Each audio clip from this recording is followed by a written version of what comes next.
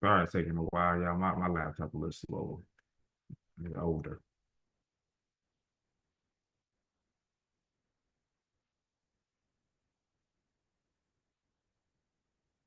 Well, y'all can hear me, right? Yes, I hear you real good. Man, Yes. okay, that's good. Praise God. Okay, now we on YouTube. I got to mute it. Then we're gonna be back. Okay, officially we have started. Once again, we're gonna pray and we're gonna get started. Hallelujah. Praise Yah. I thank you for the Shabbat Shalom. May you be esteemed in the wonderful name of Yeshua HaMashiach. Abiyah, I ask that you help us to pay attention to the words that we see, Abiyah. Really take them to heart. Let us not just read them for the sake of it being Shabbat, but read them with pure intentions to take heed to it, Abiyah, to delve deeper into what we see, Abiyah. That's the mirror for each and every one of us to look into, to realize what problems we have within us, Abiyah, that we are also capable of, because everybody on this call are capable of doing unrighteous things. And that's why we need Yeshua HaMashiach, Abba. It's something that we can't help. But through Yeshua, that's the only way we can be saved. Through reading your law as well, Abba. Through reading the things that we need to read to get ourselves corrected. As your word explains that it is a mirror for us to look into. Help us to be mindful of that, Father Yah, and truly think of ourselves instead of always thinking that, oh, this word would be good for somebody else. Help us to remember that we ourselves are humans too. We ourselves need help too. And we need to be closer to you, Abiyah. We ourselves have faults. So, Abiyah, help us to look within ourselves. And thank you for your Torah in the wonderful name of Yeshua HaMashiach. Praise Yah. All right, everyone. Oh. Okay, so last week we went over Genesis 37. We're just going to review that again and read chapter 38. Excuse me. We actually went over 37 and 38. So we're gonna review 37, 38, and read 39, just to prepare us for next week and what we should be looking forward to. Uh, we can have our mind on. But chapter 37. All right. So in chapter 37, we saw quite a lot of things go on. The brothers, first we see the sons of Zilpah. They get upset with Joseph because, oh, he was with the sons of Bilhah and the sons of Zilpah. So we see that his brothers get upset because he returned an evil report. And I was really thinking about that last night, about how the evil report could have gone or what they could have been doing. We don't know what they could have been doing. They could have been lollygagging. They could have been doing underhanded deals. They could have been messing with women. They could have been doing just regular man stuff that men do that they know they shouldn't be doing. And it offended the brothers for Joseph to tell on them because they thought they had a confidant in Joseph, or so they thought, to do unrighteousness. But if it's an evil report, they obviously were not doing righteous things. So that's something that we really have to pay attention to. So just for the sake of refreshing the memory, we're going to read it. Genesis 37 says, "And Jacob dwelt in the land wherein his father was a stranger, in the land of Canaan. These are the generations of Jacob. Joseph, being 17 years old, was feeding the flock with his brethren, and the lad was with the sons of Bilhah and with the sons of Zilpah, his father's wives. And Joseph brought unto his father, their evil report. Now, Israel loved Joseph more than all his children because he was the son of his old age, and he made him a coat of many colors. And when his brethren saw that their father loved him more than all his brethren, they hated him and could not speak peaceably unto him. And Joseph dreamed a dream, and he told it unto his brethren, and they hated him yet the more. And he said unto them, Hear, I pray you, this dream which I have dreamed. For behold, we were binding sheaves in the field, and lo, my sheaf arose, and also stood upright. And behold, your sheaf stood round about and made obeisance unto my sheaf. And his brother said unto him, Shall you indeed reign over us? Or shall you indeed have dominion over us? And they hated him yet the more for his dreams and for his words. And he dreamed yet another dream, and told it his brethren, and said, Behold, I have dreamed a dream more. And behold, the sun and the moon and the 11 stars made obeisance unto me. And he told it to his father and to his brethren, and his father rebuked him and said unto him, What is this dream that you have dreamed? Shall I and thy mother and thy brethren indeed come to bow down ourselves to the earth, to thee to the earth? And his brethren envied him. But his father observed the same. And his brethren went to feed their father's flock in Shechem. And Israel said unto Joseph, Doth not thy brethren feed the flock in Shechem? Come, and I will send thee unto them. And he said to him, Here am I. And he said to him, Go, I pray thee, see whether it be well with thy brethren and well with the flocks, and bring me word again. So he sent him out of the vale of Hebron, and he came to Shechem. And a certain man found him, and behold, he was wandering in the field, and the man asked him, saying, What seekest thou? And he said, I seek my brethren. Tell me, I pray thee, where they feed their flocks. And the man said, They are departed hence, for I heard them say, Let us go to Dothan. And Joseph went after his brethren and found them in Dothan. And when they saw him afar off, even before he came near unto them, they conspired against him to slay him. And they said one to another, Behold, this dreamer cometh. Come now, therefore, and let us slay him and cast him into some pit. And we will say, Some evil beast hath devoured him, and we shall see what will become of his dreams. And Reuben heard it. He delivered him out of their hands and said, Let us not kill him.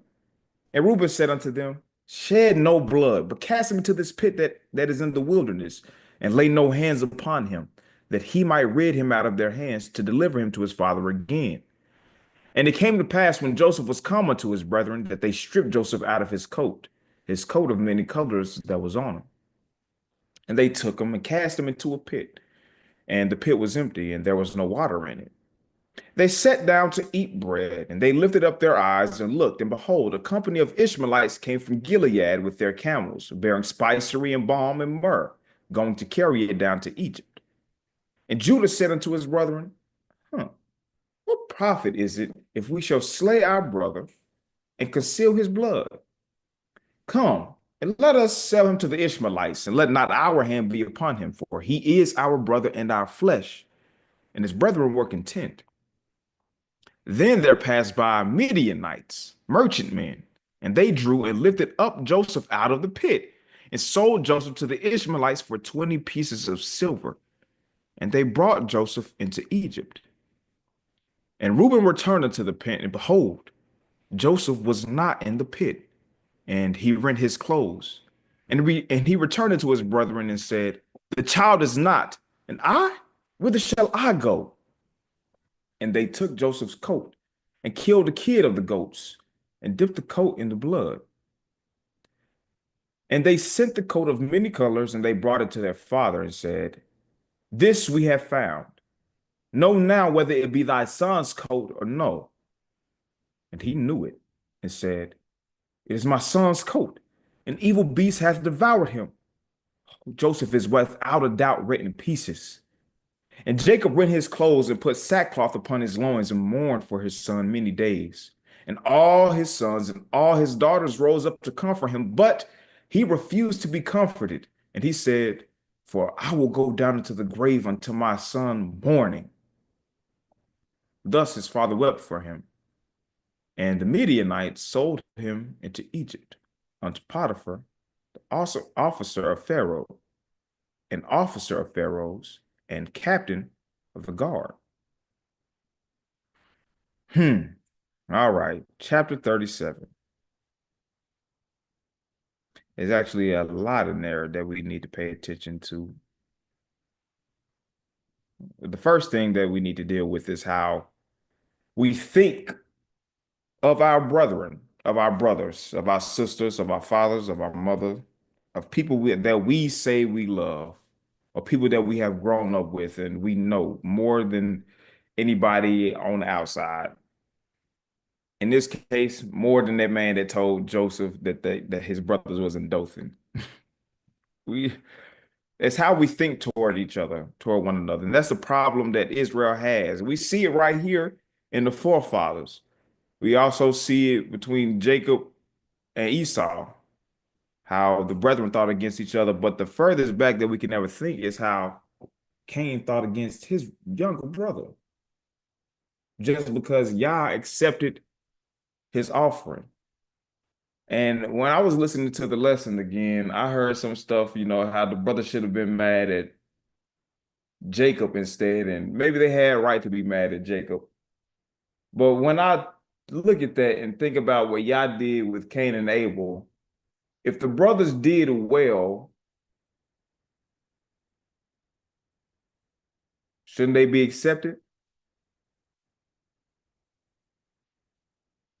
And the reason I ask that is because when something is overlooked for a certain amount of time, people begin to become lackadaisical in their jobs and they really begin to stop caring because they see other people getting the glory or the clout and they think that their job is not as important anymore. And that's just not true. Or that they think that of themselves as less important. And that's just not true. One thing that we have to pay attention to is how we think. So, Cain and Abel. It's not a long part right here. Genesis 4:1. It says, and Adam knew Eve, his wife, and she conceived and bare Cain, and said, I have gotten a man from Yah. And she again bare his brother Abel. And Abel was a keeper of the sheep, but Cain was a tiller of the ground. And in process of time it came to pass that Cain brought of the fruit of the ground an offering unto Yah.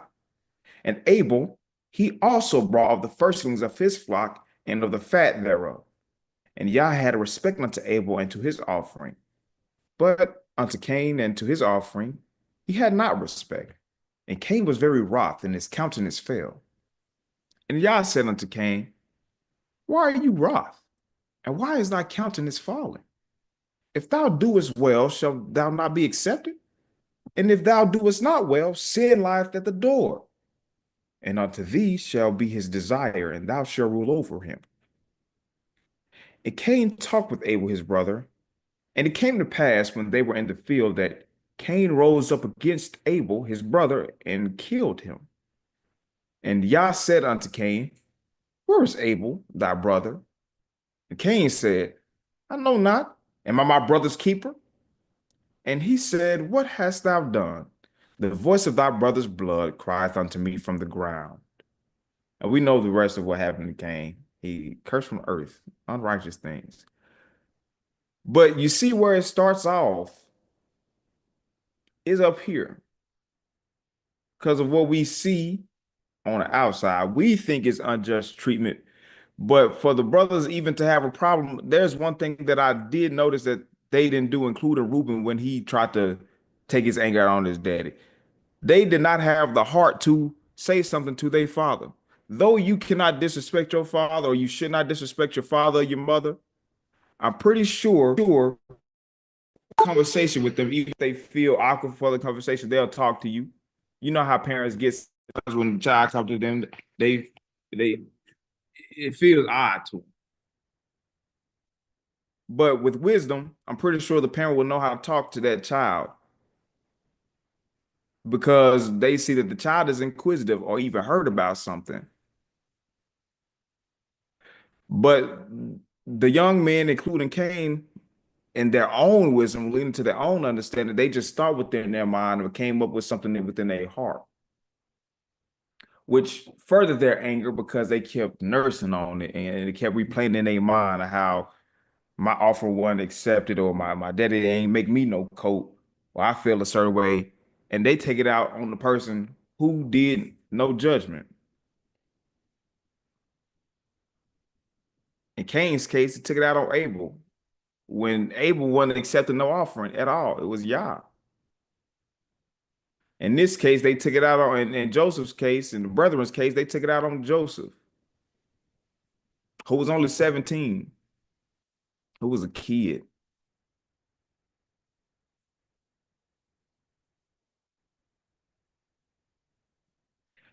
So we really have to see from the beginning, we got to check our own heart. We always want somebody to check themselves. We always want somebody to fix how they talking or look at how they doing. But in the whole time, they're not checking themselves. They think that how they feel is justified. But in their own justification, they may end up sinning. They end up doing something wicked because they think that they're right. I know myself, I have done that, thought some stuff within my mind against somebody else because of what another person did. And that's not right. Not being able to have the heart to tell how you feel. Because if you were able to tell how you feel about something, you'd be able to get that out. And it'd be much better than killing your brother or putting your brother in the pit. That when you walk off, he sold off into Egypt and y'all don't know where he went. It got so bad that later on the brothers thought that he was dead because when they came and told Joseph, we have two brothers, our younger one at the home, and our other brother is not. So they thinking Joseph really dead. They ain't heard from him in years. So we really have to pay attention to how we think, how we feel towards somebody. Because if we don't, we allow it to fester and build up, and we could ultimately end up sinning against Yah.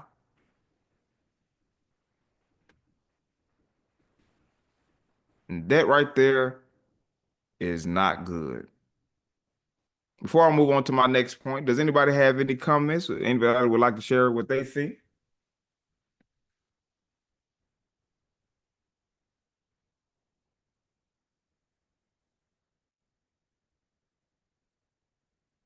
Type something on in the chat. Yeah, I saw it. I saw it. So, however, some would not listen. That could be frustrating.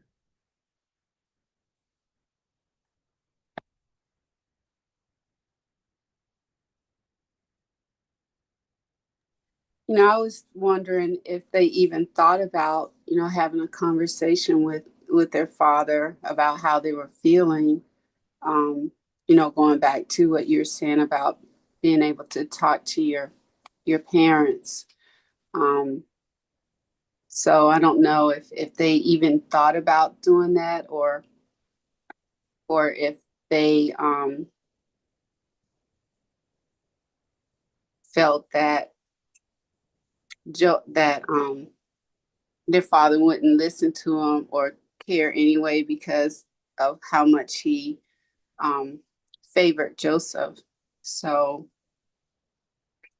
anyway, that was kind of just popped in my mind. So maybe they just didn't feel comfortable for whatever reason um, having that kind of discussion. Right. And that could be a possibility. His brothers did see that Jacob had a lot of love for Joseph. And so they could have, Jacob could have made the environment not conducive for them to come be able to talk to their dad because he loved Joseph a lot. And the reason I say that is because one time I was at my granddaddy's house. Me and my dad had went over there. We was going working with our uncle about a year or two ago. And my uncle was still asleep in the bed at 8 o'clock in the morning or 8 or 9 o'clock in the morning. We told my uncle we was coming to get him. He answered the phone and everything. Said he gonna be ready. So we go over there. We knock on the door about 10 minutes. He don't come to the door at all. So we go to my granddad's house. We talking about it. And we not meaning no disrespect. We just simply talking about what my uncle just did. We called him, went over there, knocked on the door for about 10 minutes. He did not come down after he just told us that he would be coming with us. He was still sleeping in the bed. So we went over there, just talked to my granddad about it. My granddaddy blew up because he's thinking something completely different in his mind rather than listen to what's being said. So it's a possibility that the situations are like that. But even though there could be a possibility, I think the brothers should have had the wisdom that they gained in their older age, to be able to talk to their dad about how they felt rather than doing what they did to him, fooling their daddy for that, making him mourn. But even though that happens, is I still want to pinpoint the fact that how the brothers are thinking toward their younger brother. He's a kid. He's 17 years old. So his other brothers are in their 20s, 30s, possibly even 40s or 50s, possibly even their 40s. So how they think, you can tell they still have some immature ways, but it's important for us to be able to see that that's how they were thinking at an older age against a 17-year-old when they once were 17 years old, when they once knew what it was to be, how it was to be a kid.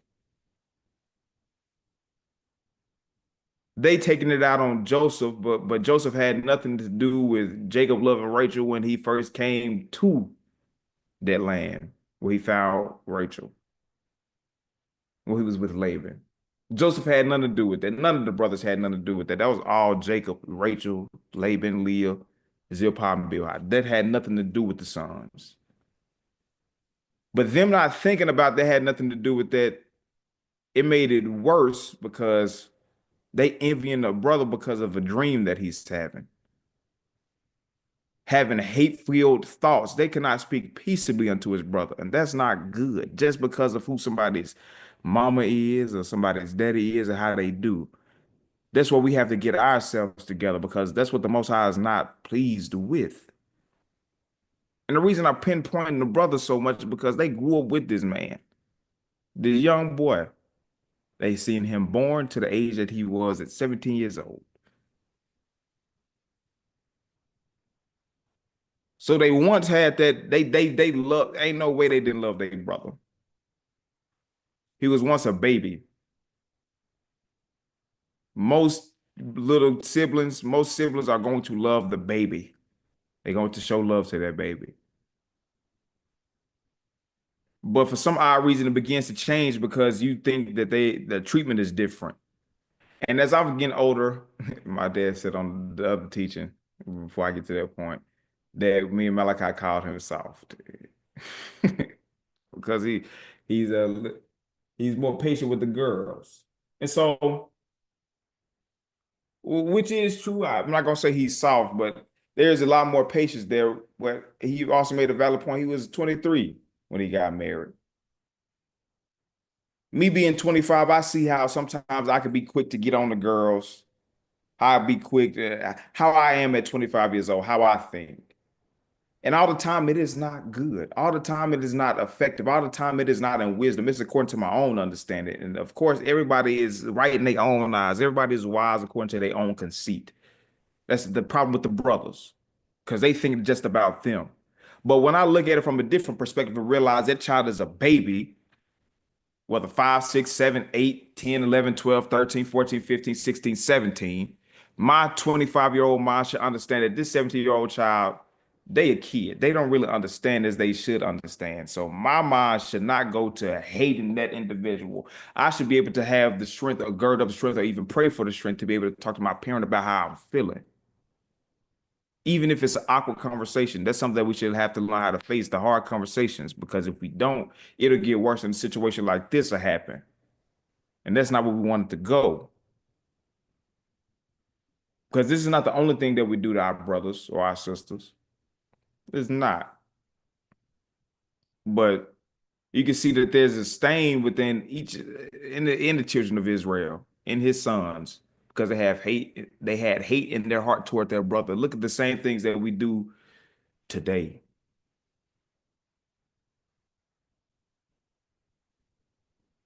Because we either envy something or we want something that they have that we didn't get. That's why the brothers envied him. And when you look at the word envy, that's another word for covetous. We see jealous in the bad sense, jealous, but it's really coveting.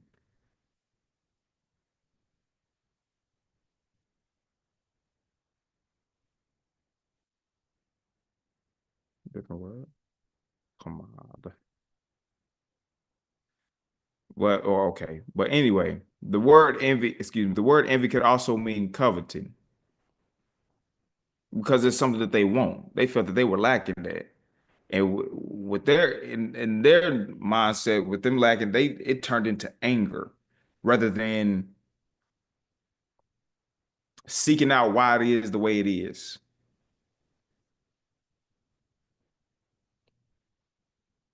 Because truly, though they've been there for a minute, they really don't know the half of it. What Jacob, they can only hear the stories that Jacob went through with his brother Esau and going down to meet Rachel, Leah, Zilpah, Bilhah, and Laban. Then they saw some of it, but they really don't understand exactly for real as they need to understand. If they did understand for real, they would have been able to talk to their father. But seeing as that they didn't understand as they needed to understand, they had hate in their heart toward their brother. He was a kid.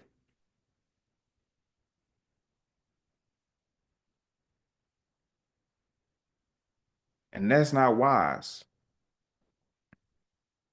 First John talks about if you have hate in your heart towards your brother, you are a murderer. You don't have to commit physical murder to be a murderer. It can be right in your heart.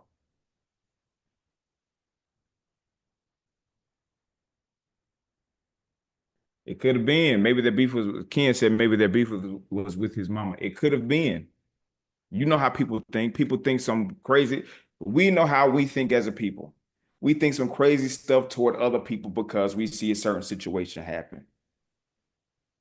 And that's not right. We are willing to stab each other in the back, willing to hurt our fathers and our mother, willing to hurt our children, willing to hurt our brothers, our sisters, our kids, to do this because we selfish. That's really the root of everything right here. These brothers are selfish. There's a lot of selfishness going on here. They don't understand that this man is a kid and they daddy asked him to bring the report back, see what's going on. They think that Joseph is just snitching, and that's not how it is. But them not having the gumption to be able to come ask their daddy while Joseph telling, they think that he or have an evil report. So now they can't speak peaceably unto him because they don't have a true understanding. And that is not wise from our perspective. Just like when they were arguing about the apostles, Gamaliel was the only man that had wisdom. You know, we need to watch ourselves, make sure we're not fighting against the Most High, because if it's the Most High, we fight against we find a losing battle. But if it's not the Most High, it'll be disbanded. But that's not how we think. But that's how we should think. To learn how to sit back and see a situation from a different perspective. And though we have to grow in age and learn how to actually be able to do that, we can learn how to do it now, so we don't end up messing things up or hurting people down the line, or messing stuff up down the line because we didn't know how to fix it ourselves right now. And that's the most important thing about this Torah portion right here. How these brothers are thinking, how they acting. Because the first thing that they did when he came from afar off, when they saw him, was what? They conspired against him to slay him. That's the first thought. The first thought wasn't putting him in the pit. The first thought wasn't beating him up, roughing him up, treating him like a little brother. The first thought was not that. The first thought was to take his life. And they said one to another, behold, this dreamer comes. Come now, let us therefore slay him and throw him into some pit. And we will say some evil beast has killed him. And we shall see what will become of his dreams. That's their first mind. And look who it is that they're talking about. It wasn't that man that pointed him to Dothan. It's Joseph, a 17-year-old boy who are these men's brother. And though they had different mamas, in reality, it was still all they mamas. They were all around each other their whole life until each and every one of them died. They were never apart. They were still right there with each other. It was their own envy and the foolishness within their heart that they did not want to unite until they got older, when stuff got bad. And that should not be. When we say we have Yah, or when we call on Yah, oh, he gave us this land. Okay, if he gave us the land, we should learn how to fix our heart to act right. But look at their first mind. Their first mind is to kill their brother, not rough him up, not do none of that. It's to kill him. And why is that they go to the extreme first? Just something to think about. Sydney put in the chat. It says, "Can you all feel it when someone quote unquote murdered us in our heart through words, let alone actions unapologetically?" He said he does. Ken responded, "If what they've said hadn't made it back to me or they ain't acting different, then no. But I can often pick up on stuff that could have been said. But to your initial question, no, sir. Sometimes you're not able to pick up on how your brother's treating you because you think that's how brothers are. Sometimes you pick up on it and you can feel a little, but you still want to be around them because they're your family." Joseph 17, he probably didn't see it the way that I know he didn't see it the way that his brother saw it. Because if he saw the way that his brother saw, he would have told his dad, and I want to stay home. No, he went willingly out there with no security guard, no none of that. He just had his coat of many colors on, and he went to find his brothers in Shechem, couldn't find them, and a man pointed him to Dothan. So his guard is down. His mind not on that.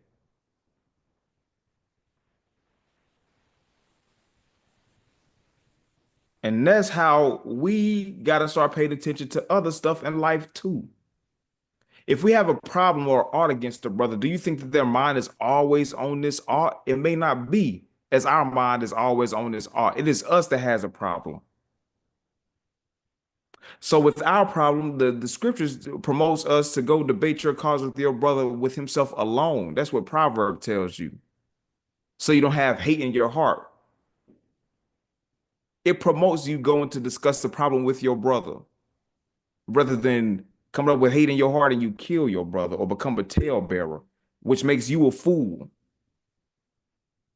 And that's not what Yah wants us to do. But that's the thing that was wrong with the brothers. That's the stain within their heart. That's a stain within all of our hearts if we don't get it right. If we don't learn how to think reasonably. Yes, these moments may come up.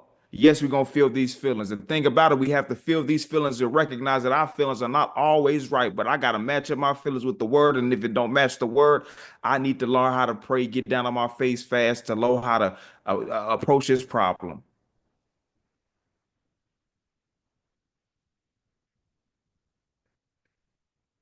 Correct. I agree, Sister Phyllis. She said Joseph was just being obedient to his father, had no idea how their mind was working. I agree. But if we don't fix how our mind is working and what we think, we're going to mess up.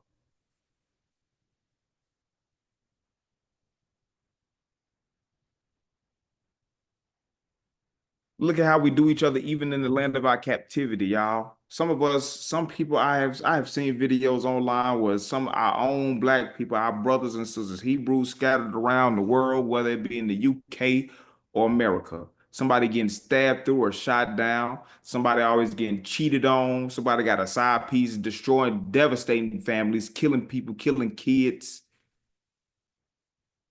homosexual relations. And you said you're in a heterosexual marriage, you doing all unrighteousness against the person that you said you love because you have a selfish desire to fulfill. That's what it all boils down to. All of them had a selfish desire in their heart because they didn't know how to communicate it because their own hearts was dirty. The same thing with Cain, which made him a murderer. The lack of love. You don't have to physically murder anybody, but if you commit adultery, I'm pretty sure if somebody commits adultery on their wife or husband, it would be like they shot them in the chest to pull their heart out. It, it's kind of like murder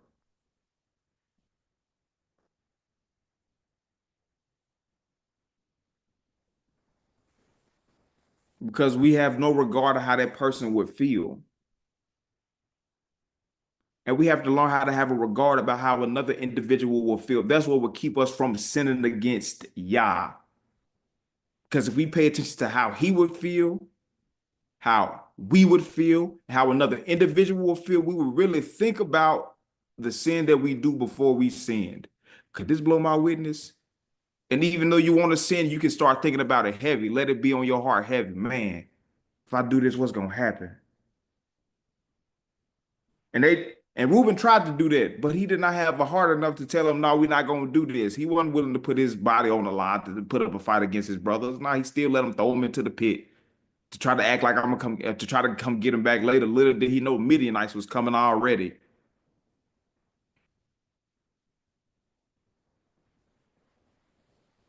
So it's things that we have to learn how to do. Equip ourselves to be able to withstand unrighteousness, even if it's close family members. That's a tough thing. And you grew up with these people. You hate when they go off. You don't like the feeling. But sometimes you got to be able to stand up against that for righteousness' sake.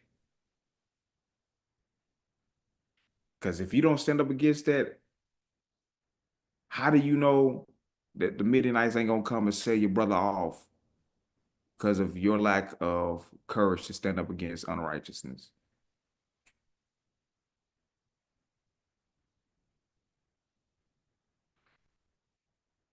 Just a food for thought.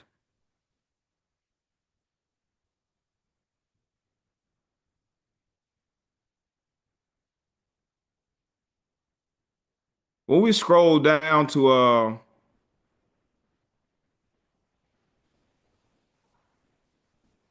when Reuben found out that he was not independent, he told his brothers, "The child is not in where I should go." They didn't. We don't know the conversation that they had, but they took Joseph's coat and killed a kid of the goats of their daddy flock and dipped the coat in blood. And they sent the coat back to their daddy and they brought it and said, "This we have found. Now know whether it be thy son's coat or no." And none of them had the courage. All this talk about the thing about it, Simeon and Levi make me laugh because they have the courage to be angry enough to kill the men of a whole nation, right? But they did not have the courage to face their father, to tell them, "Sorry, brother, we beat him up, put him in the pit, and he disappeared from the pit. We don't know what happened." But they conspired in their mind, and they took his coat, killed of their daddy flock, dipped the coat in blood, and took it back to their father and talk about some, figure out if this your sons or not. And they gonna try to, and even in that, when Jacob was in distress, they tried to comfort him. That's unrighteousness at its finest. That's deceit. They're like the words of a talebearer. Proverbs says the words of a talebearer go down into the deepest parts of the belly. The words of a talebearer are like wounds. This wounded Jacob. Because a talebearer is either they telling the truth or they lying or exposing something that they shouldn't be exposing. In this case, these brothers became talebearers and they lied to their daddy, and he was mourning for many days that nobody could comfort him. He wasn't trying to hear that from nobody. He said his gray hair gonna go down to the pit because of Joseph.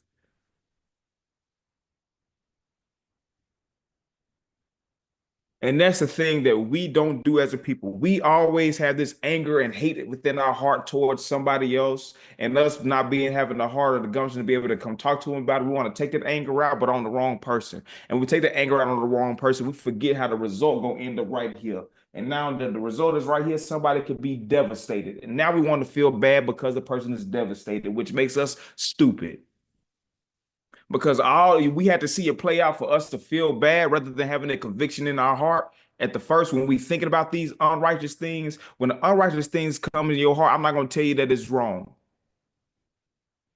Though the very thought of foolishness is sin, y'all, it is. But guess what? You can't nobody stop a thought coming into their heart. When somebody make you mad, your first thought may be, I want to punch this person in their face. I want to call this person a bitch. I want to call them at their name. I want to say F this person. That may come into your mind, but when you know your feelings are wrong, we have to line it up with the word and realize, okay, If I say this now and I don't listen, could that blow my witness? Though I feel right and justified in this situation, is this wise for me to do just because of how I'm feeling in the moment? Because of how we feel in the moment may not be always how we feel.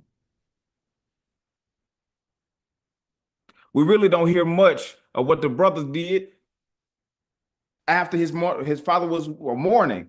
We don't hear how their heart was broken because I guarantee that they was thinking about that. And though the first month or the first week that Joseph was gone, they probably ain't think too much of it. Like, he deserved it. I guarantee as the years went by, probably by year 2, year 3, they was feeling sick. Like, man, how could we do this? Because look, when they got older, how the remorse that they had, the type of fear that was put upon them because they were found out. And they didn't even have to go through that. You was grown men doing this too. These were no young men. If Joseph was 17, Reuben, the oldest brother, these are grown men. This man had to be in at least his 30s or his 40s, along with Simeon, Levi, and Judah. They was close in age. These were grown men making decisions like this against the kid. And it's crazy that grown men do that. My daddy had told me a story of this man. I forget his name, but he was telling me a story that he was this young man, and he was in high school. He was joking on this girl, and the girl said she gonna get her boyfriend. He gonna get her boyfriend to beat him up. And so he thinking it's a high school boy. I agree that right. I agree, Sister Phyllis. He thinking that there's another high school boy that they got to fight. Whole time this man is 30 years old, and he became a menace to this high school student. He beating up the boy. He jumping on him, scaring him. He a menace. Till one day he had to run away from him. So one day he buy him a gun, himself a gun. And when the guy pull up on him and get out the car, he shot him 6 times. He gunned him down. This is a 30-something-year-old man fighting over a girl that's 15 years younger than him. A little boy. He willing to fight a little boy for that. I use that comparison because think about the brothers. They are grown men. Their minds should be surpassed that. Especially if they had kids, they should know how it is. To, okay, I love my child. But they don't think about that. They just think, okay, man, Jacob, my daddy, Joseph, my brother, I hate this feeling. They don't think about how it is to have a child. They don't put themselves in their father's shoes, none whatsoever at all. They just have a certain envy and a hate in their heart that they're willing to do this regardless of how somebody else would feel. Not thinking that they is going to eat them up years later. People act like the mind don't work. People act like remorse is not real. People act like conviction ain't real. It don't matter how old you are. If it comes to hit you, it's gonna hit you. When it hits you, it may hit you heavy, and it may not get off your body. It may depress you, and it could kill you because of the unrighteousness that you did. It can make you sick. All the pain that that person felt those many years ago, it can hit you later, many years, and hit so heavy on you, it stress your mind. Because they were just thinking in the fleet of the moment. That man was these were grown men bullying a brother, threw him into a pit. The pit had no water in it. It was dry. So ain't no telling if he cut his foot, ain't no telling if he cut his legs, ain't no telling what kind of scars he had on him. He was 17. Being manhandled by grown men, at least in their 30s or above.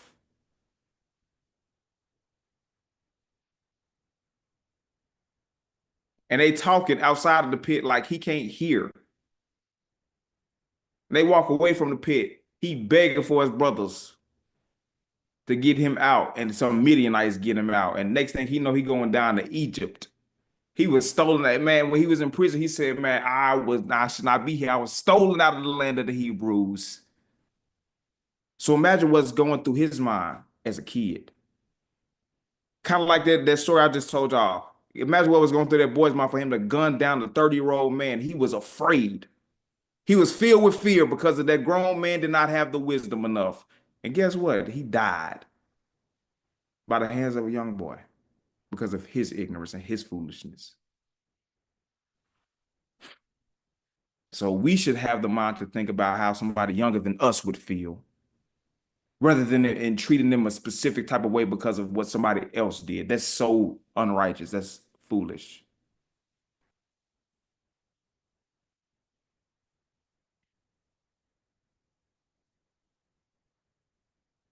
And though somebody else may be doing something, we don't have to be like everybody else. We have the word to remember that we shouldn't be a respecter of persons, or we shouldn't have that in our heart.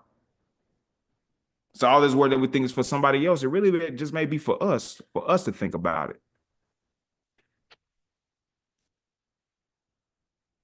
I'm pretty sure Joseph was terrified. He's 17 years old, going to a land he ain't never seen in his life. He dragged off in ropes and chains as a prisoner. He didn't go to Egypt and come up immediately. No, he went to be a slave in the house. Then after somebody lied, went to prison. Though he was the highest in command in prison, he was still in prison. It don't matter about it don't matter if the jailer put everything under Joseph's hand. That's great. The Most High had mercy on him, was with Joseph. Praise Yah. But the fact that this young man, was still in prison based off the envy that his brother, that's terrible. Yahusha said, offenses must come, but woe unto that man by whom that offense comes. So things have to happen in life. Things have to happen to you. Things have to happen to others. But woe unto that person through whom that offense comes. And you better understand that offense just may come through you. So you better watch yourself based on how you think and how your heart is.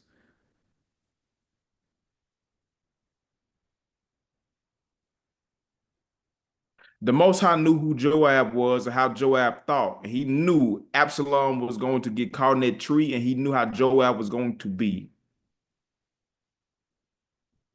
An offense had to come that day. Unfortunately, sadly, and it's terrible to say this, Absalom had to go for what he did.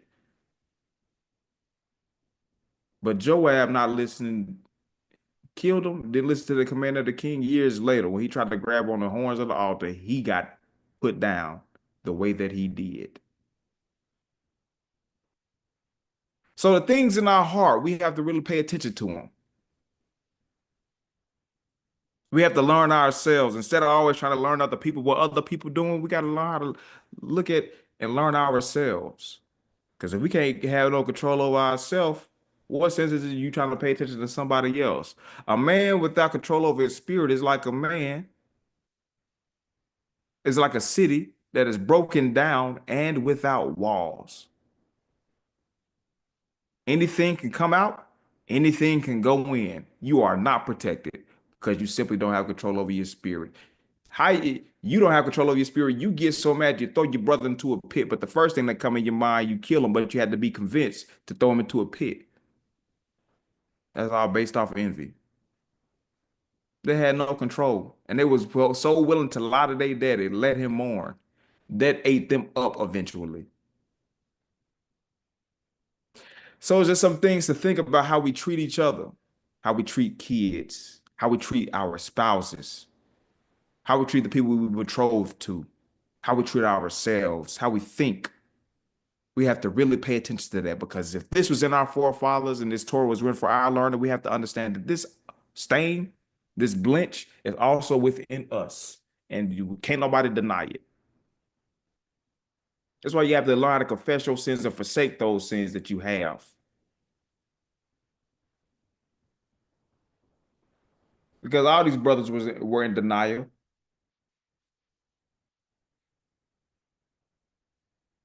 They were all in denial for years.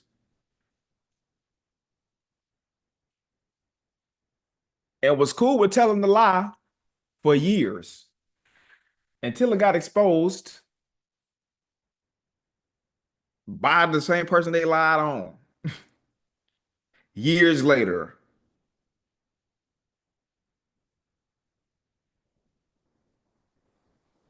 That's like somebody committing adultery on their wife. Or their husband. This is the person that y'all are supposed to be intimate with. Y'all see each other's nakedness. Y'all lay in a bed with each other. Y'all see each other when you're sick. You wake up, both of your breath stink. Your hair may be over your head. Sleep may be in your eyes. Your face may be ashy. This is the person that you're in love with. You share a house. You share bills. You share knowledge about each other that other people don't share. Y'all are a different type of close than a man and his mama, than a woman and her father. Y'all are a different type of close. Y'all lay with each other. And you go commit adultery and you lay with either a man or you lay with a woman. That person is going to be devastated when they find out. And it could be many years that you build this, and then they find out a very harsh way, like being thrown into a pit, that my brothers don't love me. Or they find out a way that, man, my wife, my husband, I don't love me for real. Man, they've been having affairs with this person most of our marriage. That person don't love me, and they over here acting like they love me. How do you think that person gonna feel?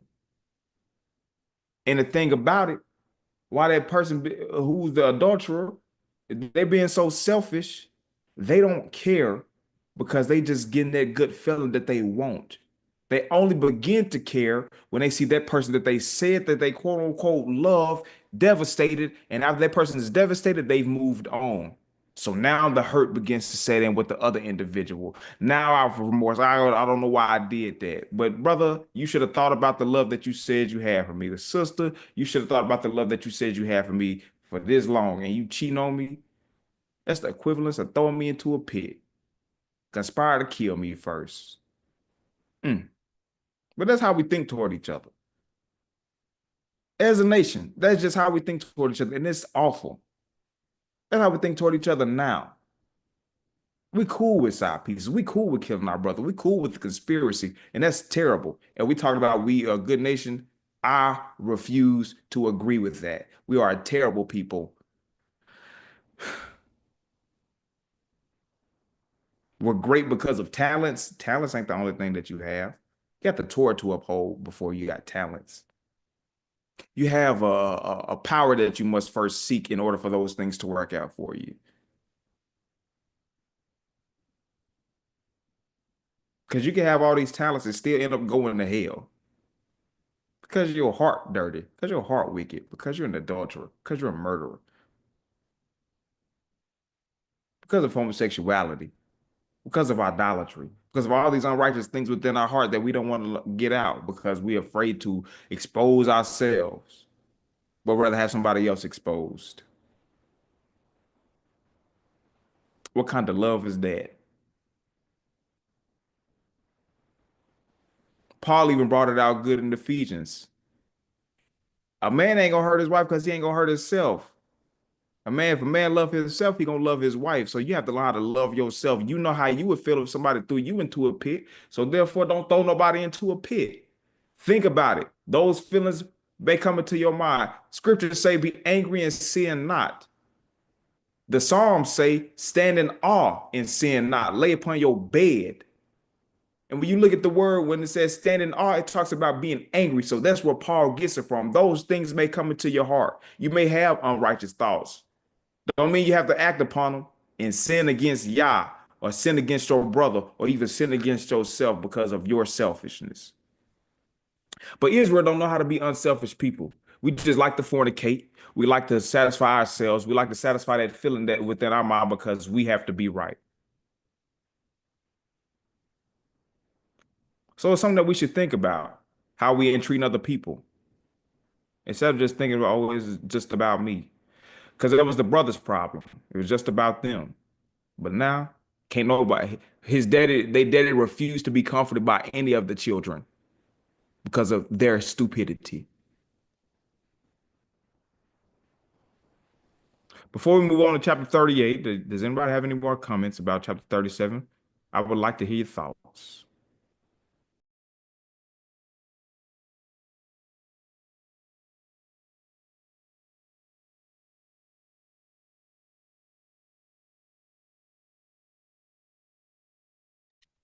I was just going to say, I hadn't even really thought about how those brothers probably had children that were the same age as Joseph, because they were so much older and they were married. I don't know how many of them were married, but I know some of them were married. And they had children.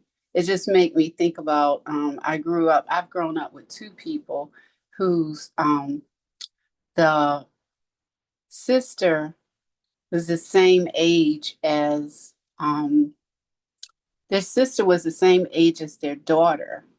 And so I always would get them mixed up because we would be in school together, and I would get so confused because I always thought they were sisters, but it was really aunt and niece, but they were in the same class. And the same thing happened with there are some brothers that live down the street from me.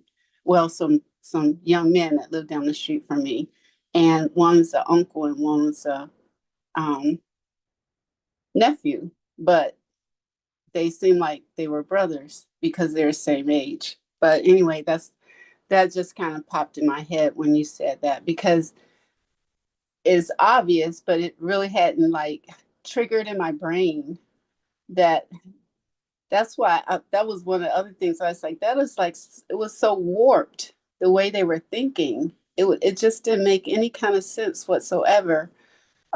So they definitely were not following the spirit of Yah at all. It was just all like what you said, being very selfish, and had all kinds of things in their mind, stuff that wasn't even really true, most likely.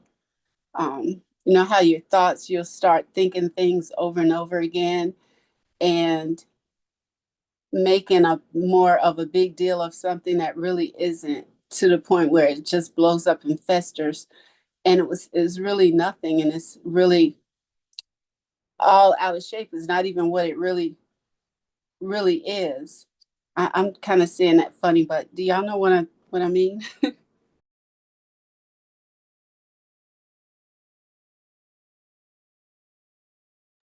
I get what you mean. I get what you mean.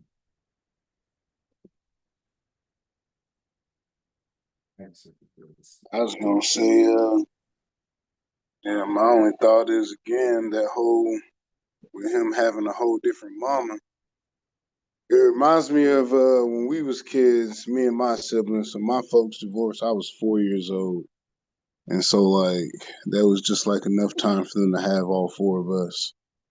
And as we were growing up, getting older, like I said, because our mom, she was married once, she got married once, and my dad, he was married a few times. We, the four of us, we made a pact because we all had the same mama, same daddy. If mom or dad have any kids with anyone else, they not one of us. And we held on to that for years. Now, granted, we all grown. I'm the oldest. I'm 38, and that's a conversation that we hadn't had in a while. But we purposed that in our hearts. And it was like that. Like I said, growing up, at least I know definitely to our young adult years in our 20s. And so my only thoughts is maybe, like I said, these boys was real hard on like, he ain't one of us, he ain't part of this family. Yeah, he's our father's son, but all of us got the same mama.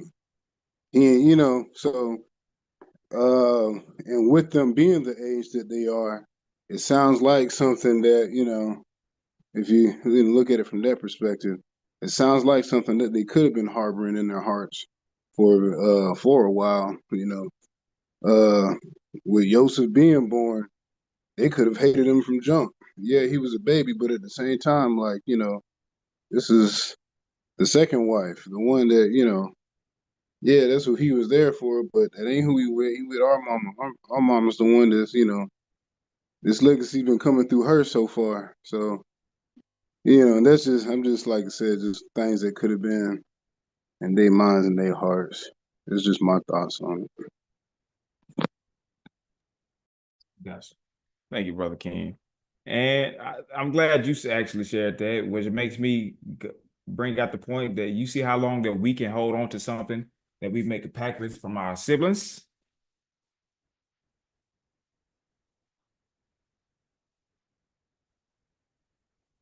It's something we do as a people. They held on to this for years. And the other instance that I'm thinking about is what's my man's name? In the book of Judges. It wasn't Abimelech. What's the other guy? There's a situation where they couldn't say the word that they asked him to say was shibboleth, but they couldn't say it. It was after that situation. I'm gonna find it. Judges 12. Okay.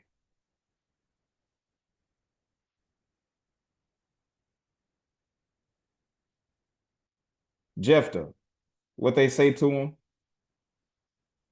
They say because his mama was a hoe. They ain't want they did not want his help. Judges 11:1 says, Now Jephthah the Gileadite was a mighty man of valor, and he was a son of a harlot. And Gilead begat Jephthah.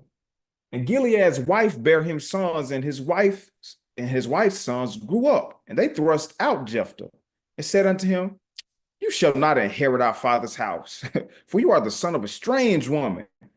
Then Jephthah fled from his brethren, and dwelt in the land of Tob. And there were gathered vain men to Jephthah, and went out with him. So that's just something that we all share in common. They didn't want him to inherit them because his mama was a hoe, but they still had the same daddy. So though they had different mamas, they daddy is still they have their man, they still or woman, they still have inheritance from their father. Because that's how the scriptures did. That's how the Israelites did. What we did. But it is something within us to automatically separate from our siblings because of what our parents did, rather than having a grown man conversation or a grown woman conversation to be able to talk about it because we don't like the way it feels. But those things are healthy. So we can learn how to get certain stuff off our mind. Because it may not be how we're thinking it to be.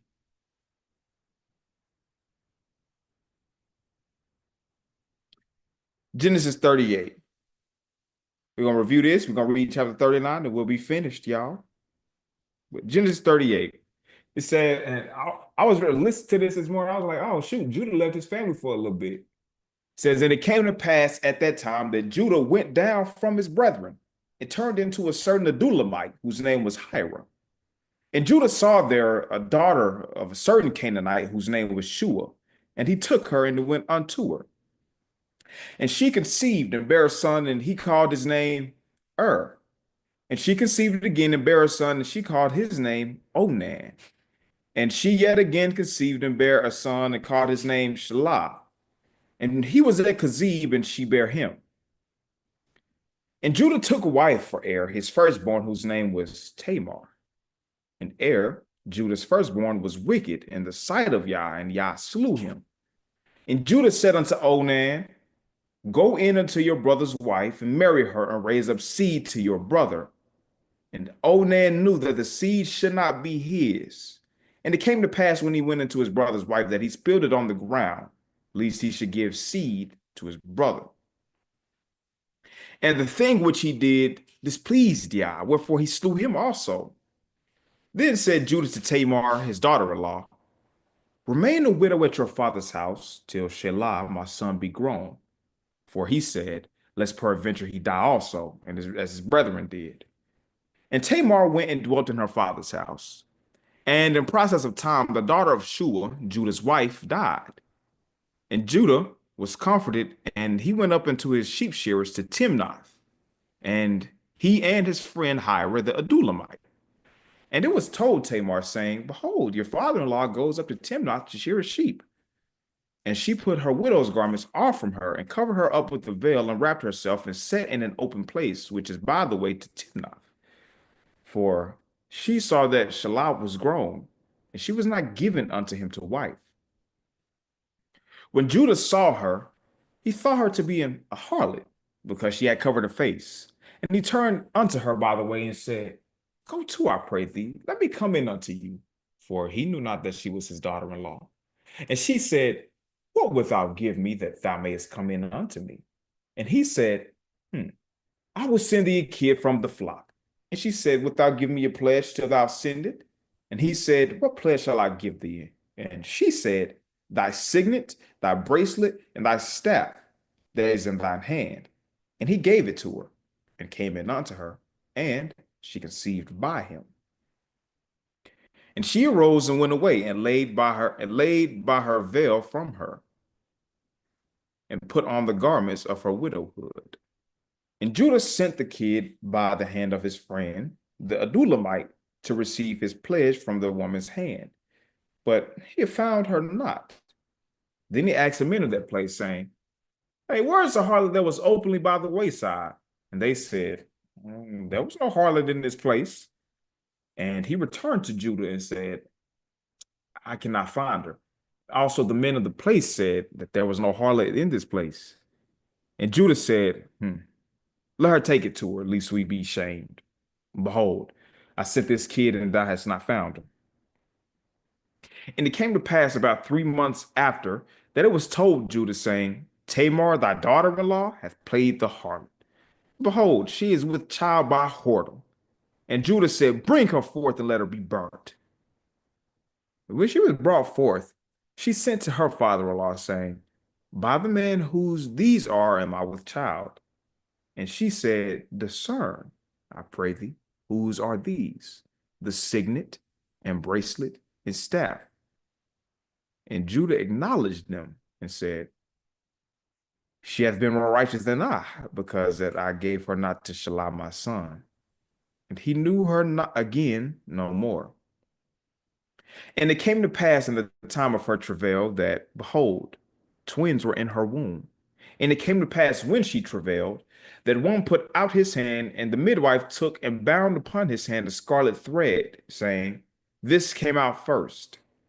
And it came to pass as he drew back his hand that, behold, his brother came out. And she said, How hast thou broken forth? This breach be upon thee. Therefore his name was called Perez.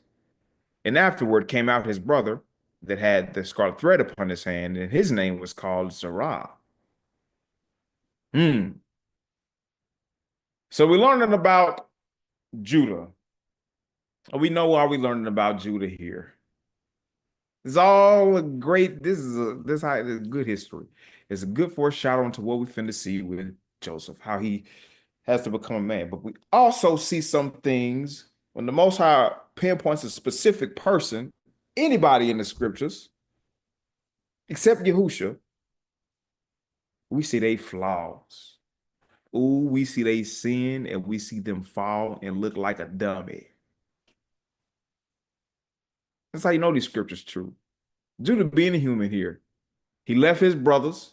He goes down to an Adulamite whose name was Hira, who become his partner. What am I, boy? They was friends. And Judah saw a Canaanite.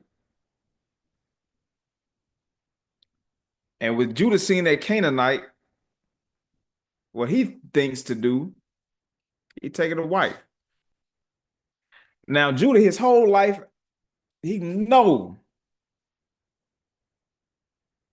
that his daddy ain't married no Canaanite.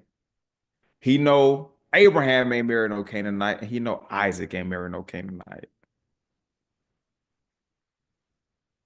But Judah, being the big macho man that he thought he was, turned down from his brethren, he thought that Canaanite was a beautiful woman, and she conceived and bare a son and gave him Ur. But the thing about Ur, the Most High saw that Ur was wicked, and he slew Ur, even though his daddy was Judah. Though supposed, I ain't gonna say supposed, well, he's a righteous man, but in this case, at this time, the supposed good guy of Joseph, of Jacob, excuse me, the big brother, even though he was the fourth born. We see that Judah made a bonehead decision by marrying and getting with this Canaanite woman.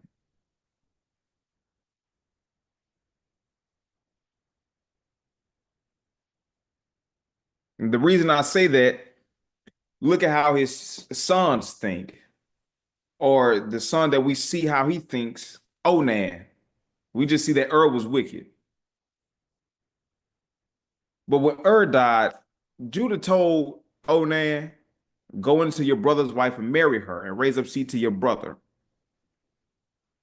Though that may be a hard task, Onan did not have any children. Onan wasn't married.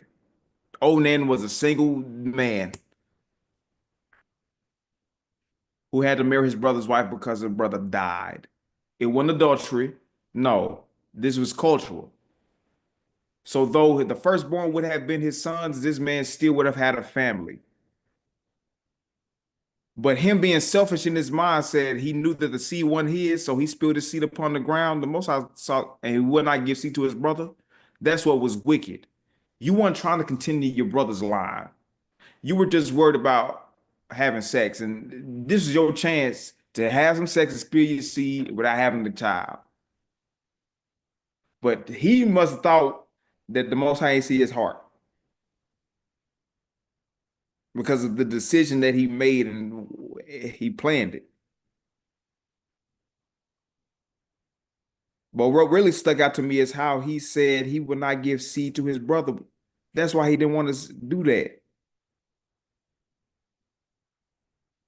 It wasn't just spilling his seed. It wasn't just him having sex. No, it was him spilling his seed on the ground on purpose, lest that he should give seed to his brother. He didn't want to do that. And when he did that, that's what displeased Yah, wherefore the Most High slew him as well. And it's funny, even though Judah tried to run away from his brother for a little bit, and though the Canaanite, the Canaanite, a woman, and they had different thoughts and cultures and whatnot, you can still see how a human being thinks. And I believe some of the way that they think came from their daddy. This one to Judah was an older man when he went down from his brethren.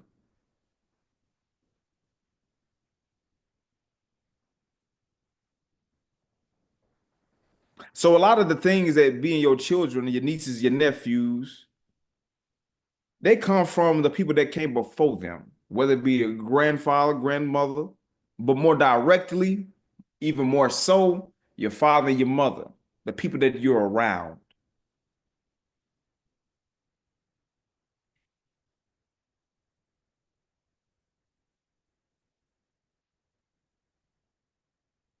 Because he spilled his seed on the ground, I don't see this any different than throwing your brother into a pit.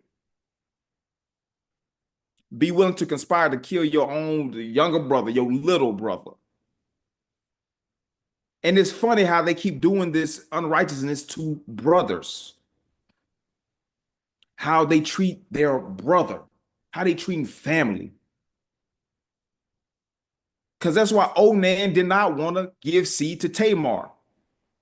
Because it would be his brother's seed culturally. That's how it would have went. But him not having the heart for his brother truly as he should have, he just had sex and spilled his seed on the ground. And that displeased Yah. You spilling your seed on the ground and you not really having love in your heart for your brother. Most High took notice of that and slew him. Also slew first because he was wicked. And we don't know why was wicked. He was an unrighteous man. The Most High, if he was wicked in the sight of Yah and the Most High, he was unrighteous.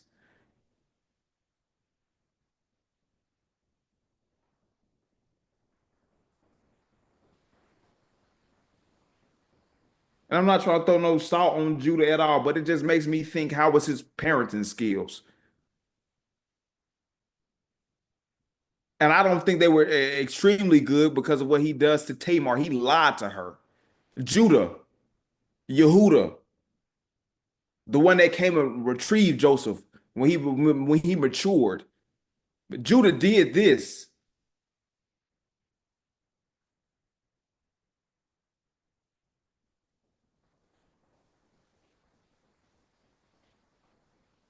And we have to be able to pay attention to the things that we do as older people. Just because we have this type of freedom that we have, the scriptures say in Proverbs, I think it's Proverbs 24, Proverbs 23. Or Proverbs 20. I think Proverbs 20. Okay, Proverbs 20, 24. It says, man's goings are of Yah. How can a man then understand his own way?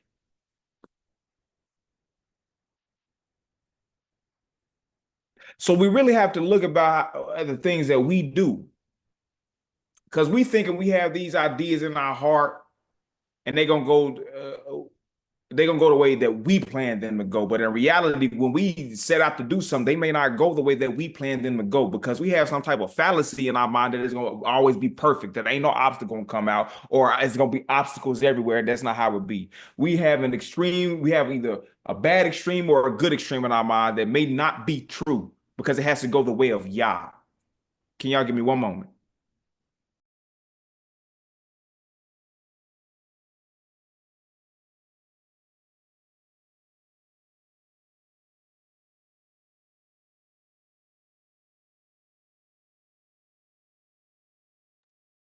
Okay, I'm back. But it has to go the way of Yah. It was Yah's will for Joseph to go down to Egypt. He had those dreams for a reason, the sheaves for a reason.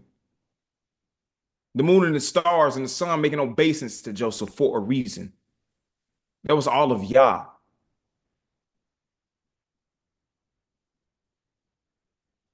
The Most High used the unrighteousness in his brother's heart to get Joseph on down to Egypt.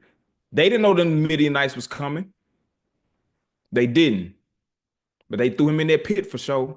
And that was the will of Abba Yah.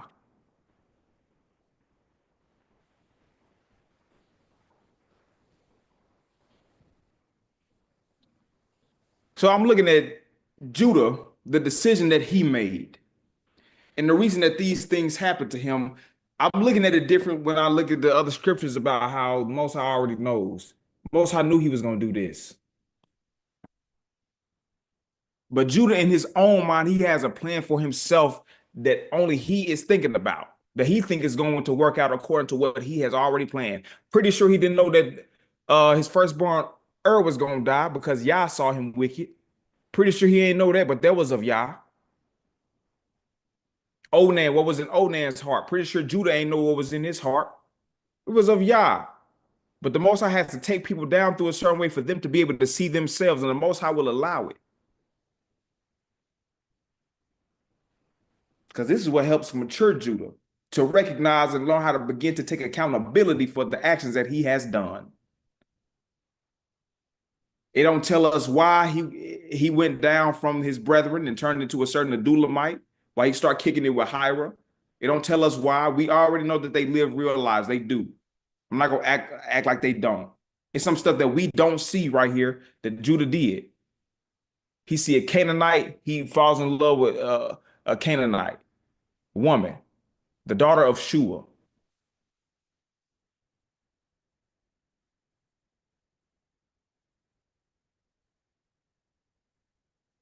But he made these decisions. And the whole time that we make these decisions, we traipse along our own path. The Most High, his plan is still going to supersede our plan. We think we right. We think we can supersede y'all because we go the way that we want to go. Because we done found our dream woman. Because we done found our dream man. The whole time you fornicate, so how you think it's going to work? I'm not just saying because you fornicate and they ain't going to work out, but trust me. How you know you ain't going to get no HIV? Now the path that y'all supposed to take is much tougher.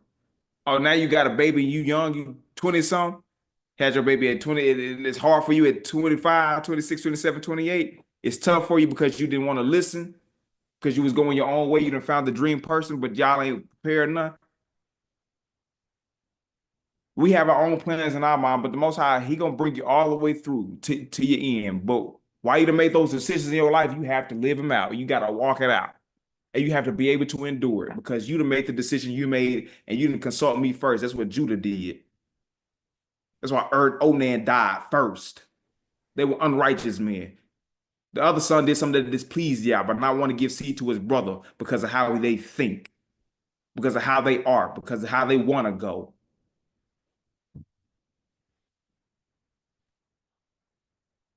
So it's something that we really got to pay attention to. But Judah had another son, Shalah, he had him at Kazib, though. So Judah tell Tamar, okay, so what you need to do? Be a widow at your father's house, till Shalah, my son, be a grown man. For he said, least peradventure, he died also, as his brothers did. He knew something was going on. And Tamar, guess what she did? She believed Judah. She believed Judah, the fourth son of Jacob. She believed this man.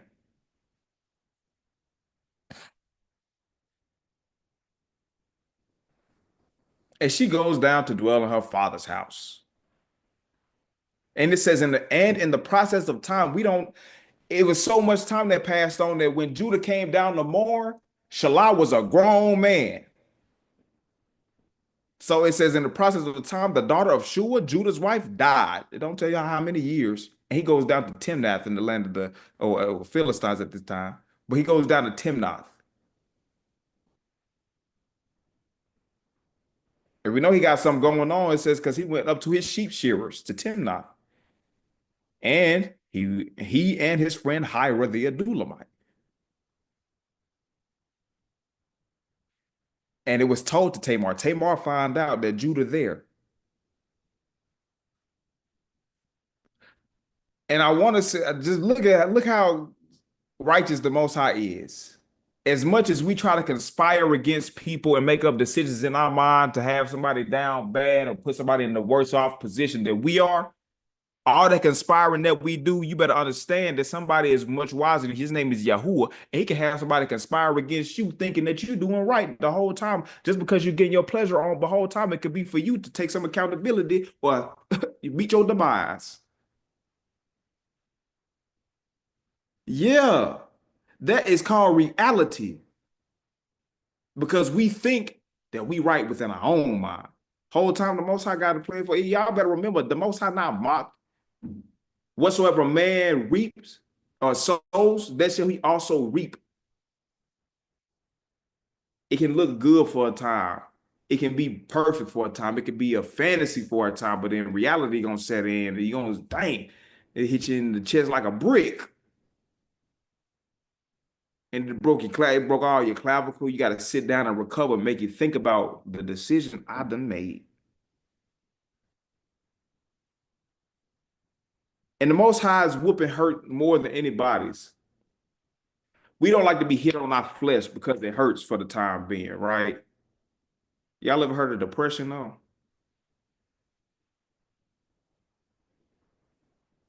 The Most High can whoop you down. He can put stuff in your mind to make you think you have remorse, conviction. Y'all heard of conviction? Y'all have heard of remorse? It's a regret. It's some remorse and regret that people have that they wish they did not have to go through. Like somebody losing their mama, but they ain't listen to their mama when they should have listened to their mama. They not listen to their daddy when they should have listened to their daddy. But then boom, something bad happened. Your heart in so much pain, you don't know what to think. You can't even cry. Your cry just sound like a little a broken phone. You can't even get real tears out. You hurt so bad. You reap what you sow. Anything that you put out there, you reap what you sow. The Most High is not mocked. People call it karma. No, you reap what you sow. It's been like that from the beginning. Well, Adam sold not listening to Yah, but rather listen to his wife and ate with his wife. Guess what? Everybody died. We reap what we sow. And it don't matter how bad it may get. And it don't matter how good it may be. You still gonna reap what you sow. So Judah was a part of the decision making about throwing his brother in the pit, right? So Tamar find out Judah down there more than his wife, but he decide he want to have sex. He want to get some pleasure while he's supposed to be mourning. She put on a veil, and Judah just so happened to be aroused at the time he passed, and it just so happened to be Tamar. Think about that. All the conspiring that he did, all the envy that he had in his heart toward his younger brother. all that stuff that he felt, not realizing you just lied to a woman. This man is a grown man. You said when he grown, you'll give him to me. I've been in my father's house for years, sir. And you ain't been back until your wife died. Man, I have a problem with you. But you know what? I got something for you.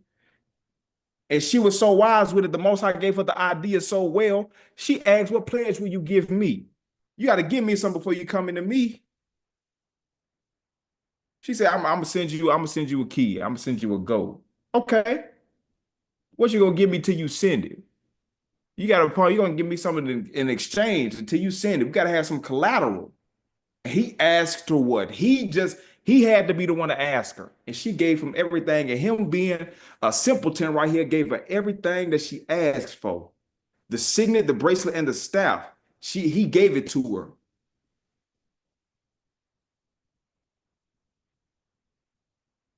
And he full of integrity.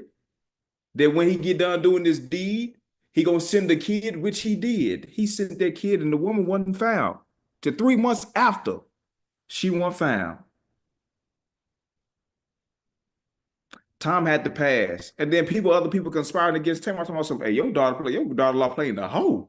She pregnant by means of being a hoe. Man, you know what? Let's kill her. That's Judah's first mind, and that's terrible. He ain't trying to ask no questions. He don't want to know or find out. He don't want to judge the situation. He don't want to get a good understanding. His first mind has still not changed. Let's burn her. But the whole time you lied to her. You lied to this woman. Your son Shalai is a grown man. He's been grown for some time. His mama died. Then when they came down for the funeral to mourn, Shalai was grown. It don't tell us how young he was. All we do know that he was a third born in Kazib. It said, wait till he get grown. But you lied. And it's going to fall back on. Scriptures say in Proverbs, it said, he that rolls a stone, it shall return upon him. He that digs a pit shall fall into it. Judah rolled a stone and he digged his own pit. Just because we have righteous people in the scriptures don't mean that they don't make stupid decisions. Judah has made one of the most foolish decisions in his life, in my opinion. But the Most High used it for righteousness because we got Perez and Zerah. We do. But he made a very unrighteous and foolish decision. As a grown man, he made a couple unrighteous decisions, and this is Judah. So praise Yah for mercy and his forgiveness that he had toward Judah. But look at the decisions he made before he can learn how to really take accountability.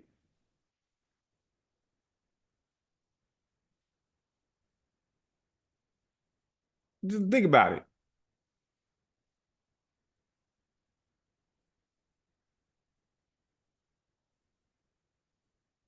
Genesis 38, verse 24 says, and it came to pass about 3 months after Hira could not find her, and they said there was no harlot in the place.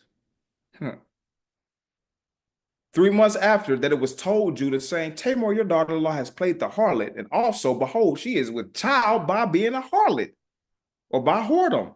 And Judah said, bring her forth and let her be burnt. Bruh.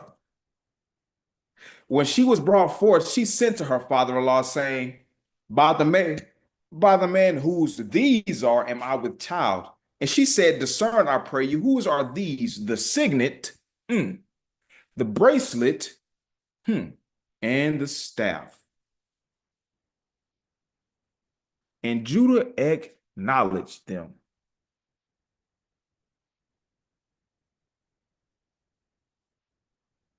He thought about that.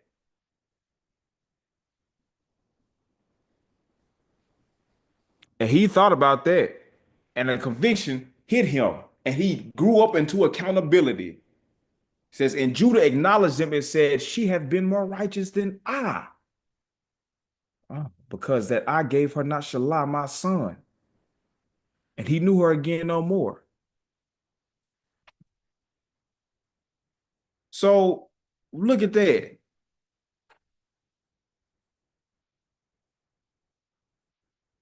He had to acknowledge that, wait, this stuff is mine.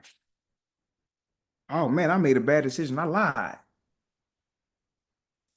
She has been more righteous than I because that I gave her not to Shalah, my son. When he told her what? What did he tell her, y'all? Told her to sit and wait until Shalah grew up. Until he was grown. And then when he came down to mourn in verse 14, look at that. It says, and she put away her widow's garments from off her and covered her with the veil and wrapped herself and sat in an open place, which is by the way to Timnah. For she found out, or she saw that Shalah was grown, and she was not given unto him to wife. That's one thing about the brothers that I have noticed is a trend in Israel to this very day. We are selfish as a people. The brothers are very selfish. He lied. I'm not finna just cover for Judah, act like he didn't do this. He did this as a righteous man. He did some unrighteous stuff. He lied to this woman. And she was grown. It's funny how that he could not forget. He didn't forget about his staff, his signet, or his bracelet when it came to giving this woman her kids so he could get his stuff back to try to cover himself. But when he saw his two sons die, he put his word, hey, go back to your father's house, be a widow to my son Shalah grown. You can't remember that, sir? That's hard to believe. You know, two sons died from this woman. You didn't promise a third son to this woman, and you forget to give her your son, but you remember to try to give her a kid because you had sex with her to cover your tracks. No, you're a grown man. It's certain things that run through your mind that the Most High will not let stop running through your mind until you fulfill it.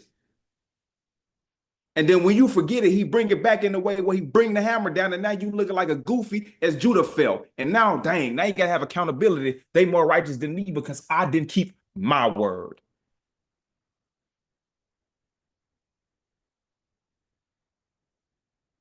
But yet we say we are very righteous people.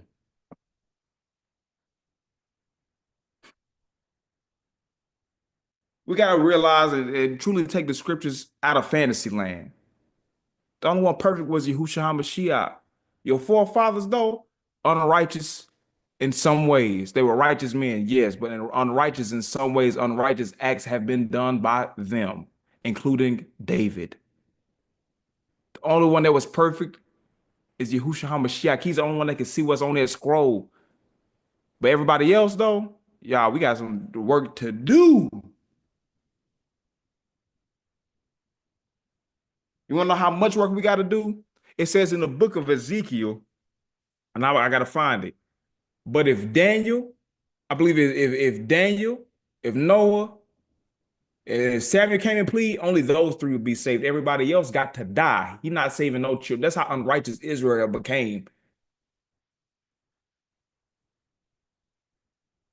He said, if Samuel cried in my ears and Moshe cried in my ears, I would not hear them.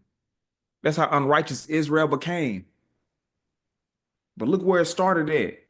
But we forgot where it started at because we're in captivity, don't want to read the scriptures. But we find out, like, goodness gracious, our forefathers did some stuff, but y'all forgave them. He had mercy.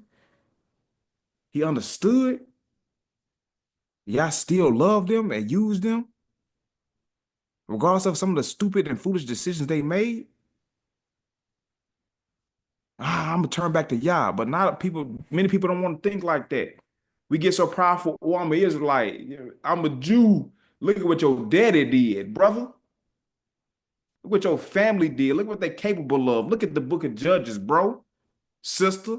Look how unrighteous y'all became as a people. Look how unrighteous y'all became when y'all got in the land before you got to captivity.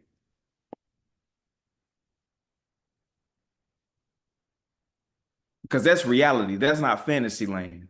Israel was the most unrighteous people in the planet.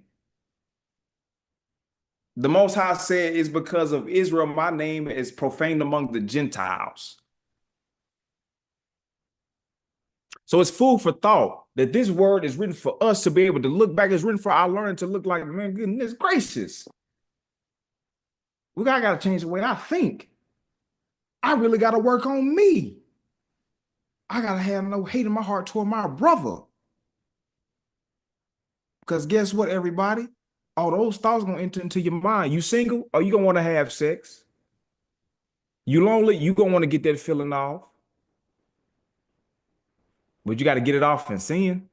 You got to masturbate and watch pornography. You got to go have do some homosexual things to get that feeling, whether it be a patient. You got to do it. No, I don't think you have to do it. I think we have to learn some self-control as people and stop blaming stuff on Yah and learn how to be patient. Because if Yah was patient for 120 years for folks to repent and they didn't repent, he only saved 8 people who would listen. 120 years of patience, we can have a couple years of patience, y'all.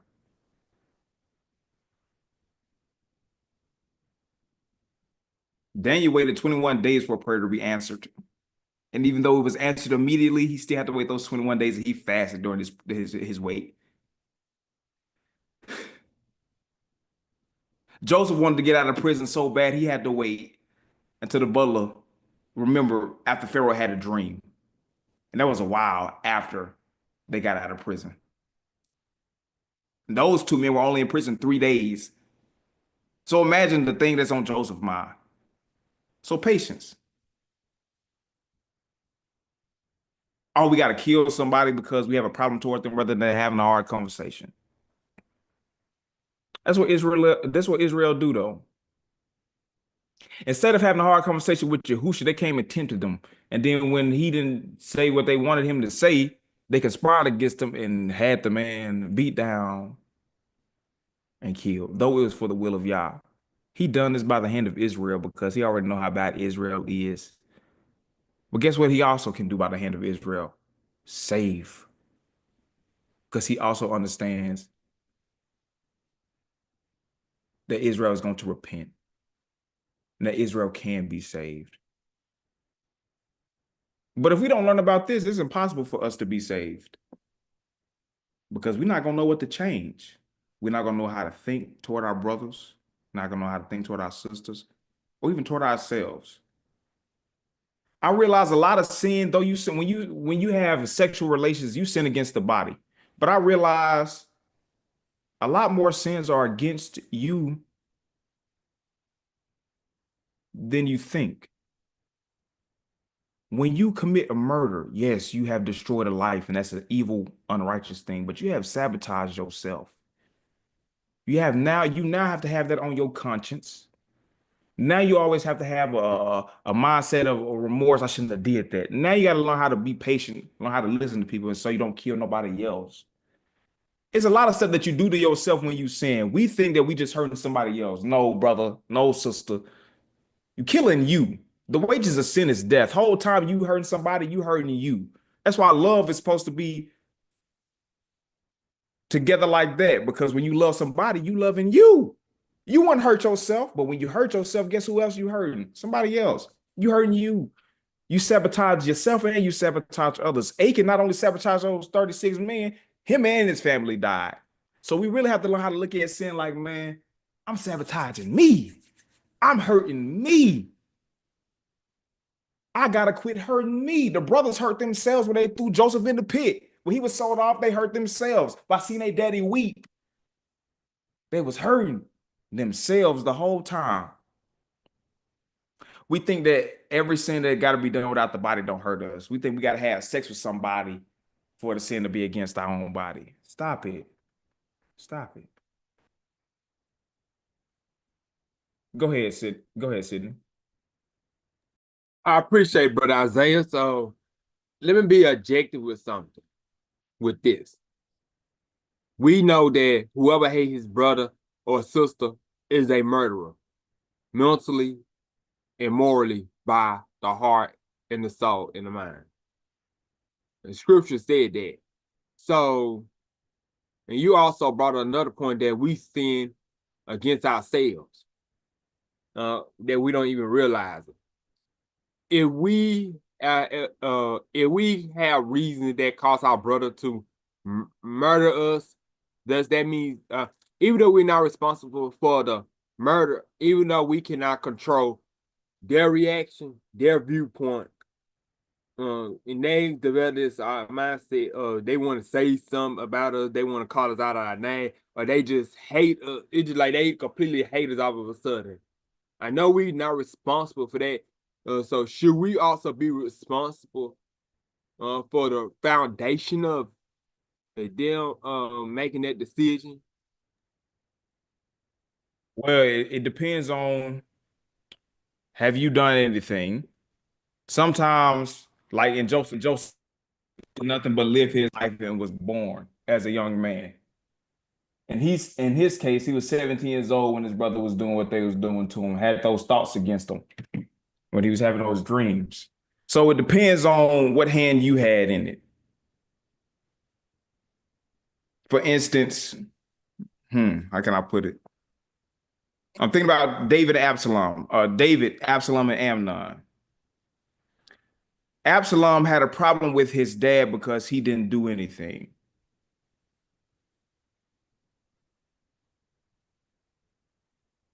And David should have did something, but David, I hate to say it like this, but his hands was clear. David didn't do the sin that Amnon did. But Absalom was so angry that he was willing to kill his brother. And while he killed his brother, there was a hatred built up in his heart toward his daddy that he started a coup.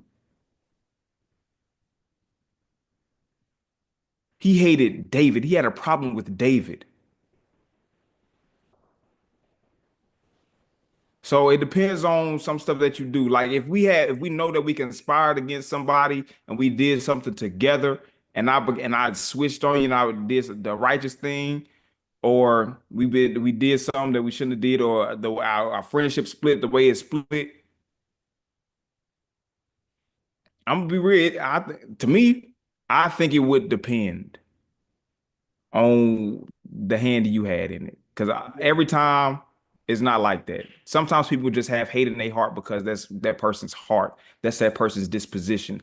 And they have a problem within them. Did that answer your question? Did that make sense? It make more sense. So let's go to let's just say, for example, in my case, let's say I try to do something favor for somebody. I didn't meet their expectation. And they cut me off all of a sudden. It's like, because I'm not reliable to them. Because I'm not reliable to it at that moment. I'm not reliable to them anymore. They find somebody else who reliable to them. And then that was in that heart, they say they love and they say they love me out of their mouth. It reminds me of that verse, like the Heavenly Father said, they say they say they love me. Their heart is close to me by their mouth, but their fruit is different. They far from me. It's like in my case, they just say, I didn't meet the expectation, officer. You feel it, and they force and they let you know that I'm done. It's like all of a sudden, you know that the relationship has changed, is no longer exists. And you feel in your heart that you know that person don't want you around them. Does that mean that I'm responsible for that foundation, or is just that person just had hatred in their heart, even though that person was already angry earlier, prior, by something else? And then, well, we or I did not meet, did not make it any better. Right. Okay. So I'm going to give two answers. First thing I'm gonna say is I think that y'all should be able to work the problem out. If y'all see that y'all have love each other, even if y'all don't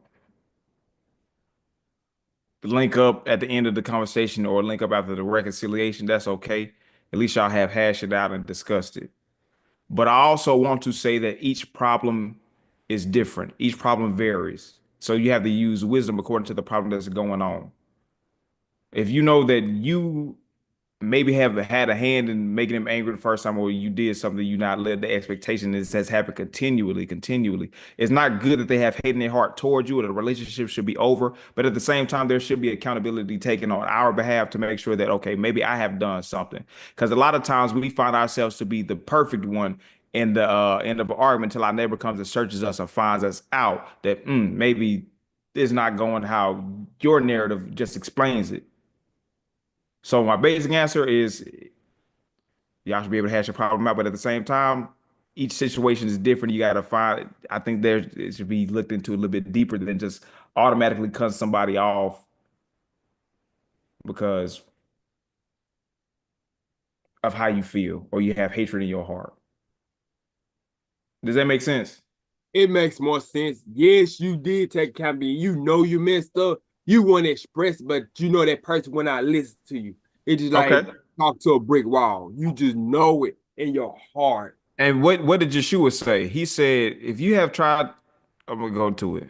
I think it's in Matthew. You have tried to reconcile with your brother, you take a you go between your brother, you and him alone. I gotta Mm. find it later. But you go between you and your brother, him alone. If he don't listen, you get you two or three witnesses. If they don't listen, take it before a council. If they don't listen, you take it before the congregation. If they don't listen, then you consider that person a publican and a heathen. So if you have tried your best and you have done all that you have can, you went to the limits, you have went through all the steps. It is what it is at that point, man. People gonna hate you at the end of the day. People not gonna like you at the end of the day. We just what we doing truly is putting this word out there, fixing ourselves to be in that light to show that y'all ain't gotta be like that. But that's just how people heart is too at the same time. That's why we have Yahusha gave us instructions for that. Y'all done hash out the problem, it didn't work out. You done got your witnesses, that didn't work out. You went before council, that didn't work out. When you went before the congregation, it still didn't work out, man. It is what it is. Yeah. That's just how people are. Even when it came to them with Yeshua, they had hate in their heart, and that's what it was. They didn't want to change. No, they had the opportunity to change. They ain't want to do it. So it is what it is.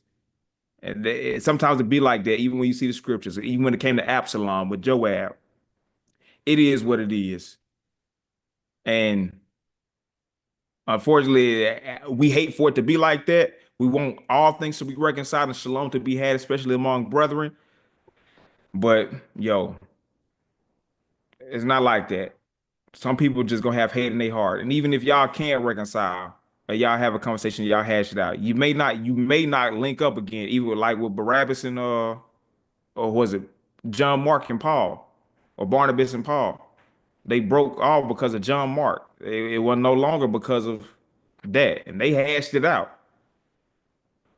But if it broke off, it broke off. Some stuff we can't control. Some stuff the Most High want to break off, and it's we hate for it to happen. We hate for it to be that way, but that's life. Yes, and then also we don't doing it having this approach because we don't want any blood in our hands, and then we also want to clean it. We Yeah. want to keep our So blood, our hand clean. right when you have okay, Ezekiel. Oh, you talking about I When know you what you mean by they say you warned your brother, all that. no no no no no no no no no not that. Though you warned your brother, my point is him doing what he had to do. The commandment was him warning his brother. But we also have commandments Yeah. where we have to do what we have to do for us to be clean. That person cannot bring a sacrifice for you. You have to take that sacrifice. You have to do what you have to do for your hands to be clean, even if that individual don't. When you have tried to get it correct with that individual, you done put your gift down. You done try to get it right. They don't want to get it clean. You still need to do what you have to do to keep your hands clean. The Most High gonna get them. If you do what you have to do and follow the steps, they don't have to come and follow the steps. They don't have to do right.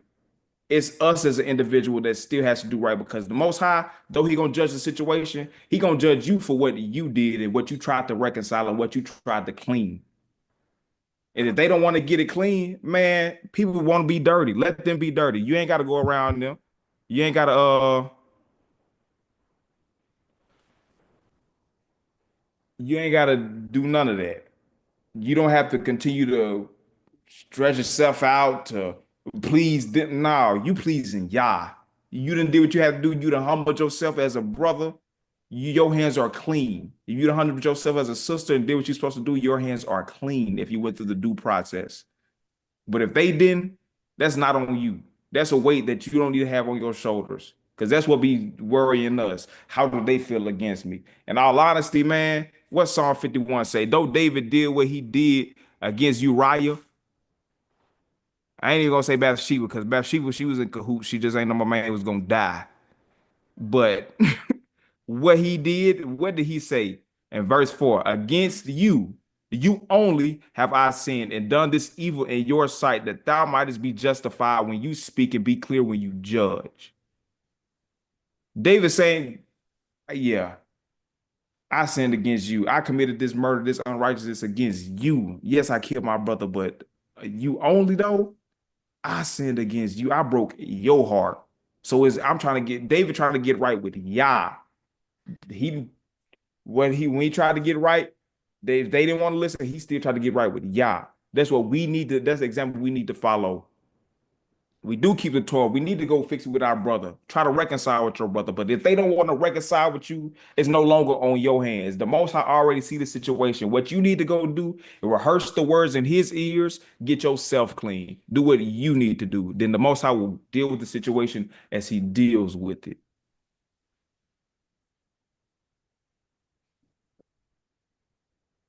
And I personally know for a fact that I know I have done some stuff to people, said some stuff to people. They forgave me.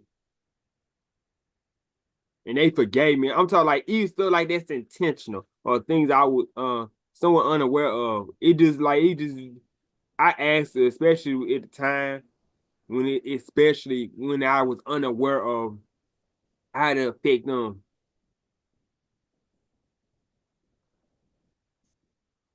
And did you try to go get it right after I you were did unaware? apologize to that person. I did send an apology like a couple years later of how they feel, how they cut me off for, I sent it through a family member. And man, that's the thing about Israel. Sometimes, like our forefathers, I'm glad you brought this up. That's what's in our heart today.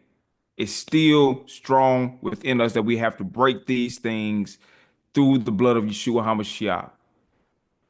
Because people gonna hold grudges. If the brothers of Israel were like that to their brother and their daddy and their mamas, we are no different. As a matter of fact, like Yah told the children of Israel, you are worse than your fathers. It gets worse as the time goes on because we keep the same problem untouched. When a seed continues to grow, it becomes a humongous tree. And it's hard to cut that daggum tree down because the roots are deep and the bark is so thick.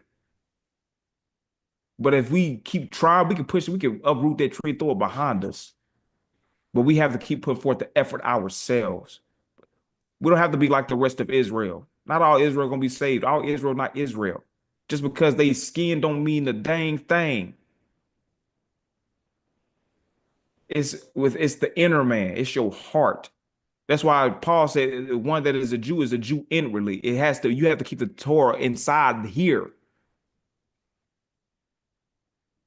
Because if we don't, we're gonna be like our brothers, our forefathers. That's why we have to change that. Because we should be forgiven.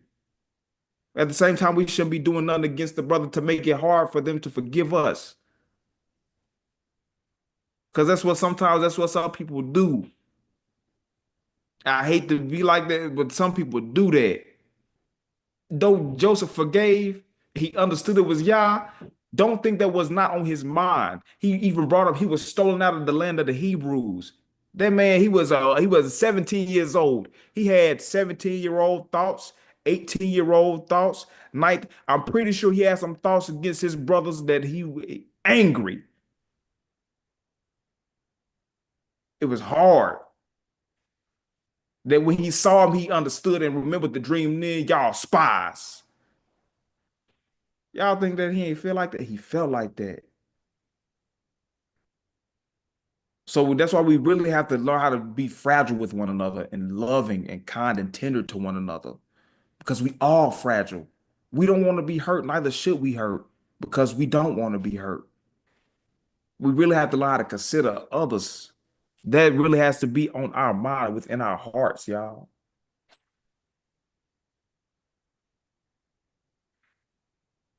Yep, that's the same. That's the right one, Sister Phyllis.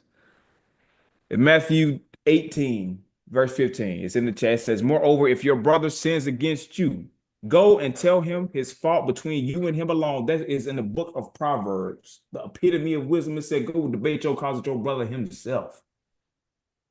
Yahusha said, hey, if your brother sins against you, go tell him his fault between you and him alone. If he hears you, have gained a brother. But if he will not hear, take with you one or two more, that by the mouth of two or three witnesses, every word may be established. And if you refuse to hear them, tell it to the church. But if you refuse to hear the church, let him be to you like a heathen and a tax collector or a publican. So think about that, y'all. But yeah, we have to learn, we have to recognize how we treating people, how we may make them feel. And we have to get ourselves together. And we have to learn how to keep those things out our heart, so we make sure we don't treat people a certain way or be a respect of persons or break the Torah because of how we feel, because our feelings are fleeting. We still don't want to see that person. The only reason we have a problem with that person is because we scared to discuss the problem that we have with that person. No, we want to be around that person. That's what makes hate so strong. You want to be around this person, but this person has hurt your heart so much you want to fight them. You want to get it right at the same time, but you want to punch them in the throat. That's why we have to learn how to have the hard conversation. Instead of punching them, talk to them. Instead of cutting them down, talk to them. The book of Proverbs says, by long forbearance is a prince won, and the soft tongue breaketh the bone. We have to learn how to talk. I guarantee we go to somebody with a problem instead of always say, oh, I got a problem. Man, you hurt my heart, man. I can't believe somebody like you would do this to me. You said you was my brother. Man, that hurt me. We was family. It's a soft response. That could tear some hearts up. Some people want to repent then because you've learned the wisdom to talk to them. But sometimes people don't want to hear. And if somebody don't want to hear that, it's on them. What Yeshua say, y'all, you try to discuss the fault between you alone, you took one or two more, they still ain't listen. You done went to the congregation, they ain't listen. Man, he heathen or publican then. It is what it is. And that's, yeah.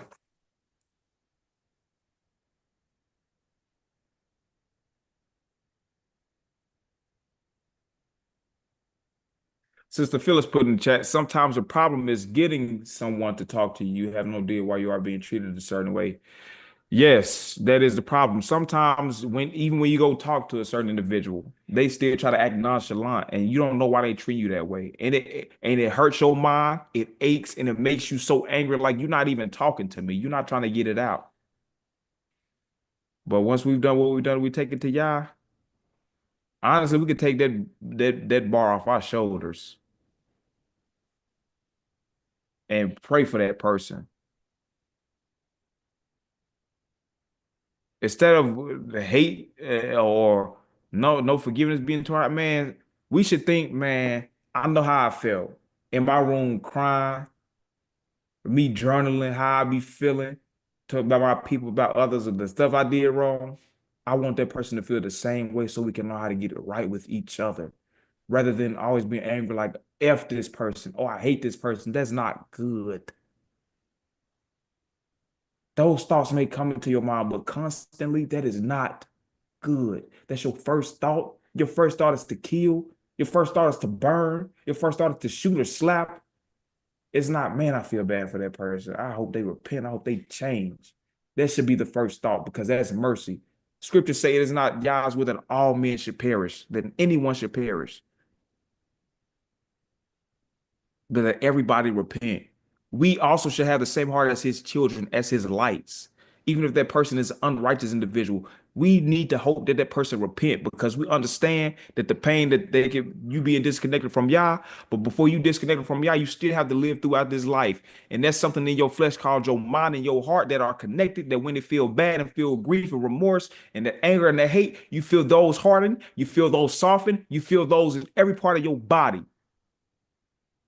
And the Most High gives that to you for you to learn how to repent while you're in the flesh. But some people don't take heed to that. But us, y'all, we be different. We take heed to it because we want to be righteous and hope that somebody else will take heed to the Ruach HaKodesh within them.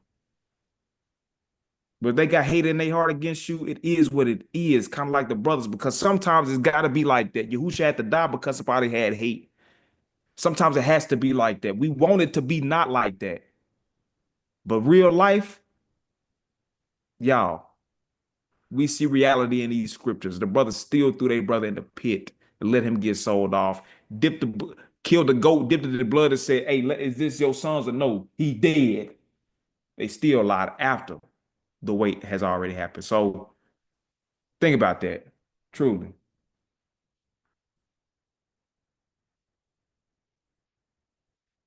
Praise Yah. All right, y'all. Do y'all have any other things about Genesis 38? What y'all think about Judah? I would love to hear what y'all think.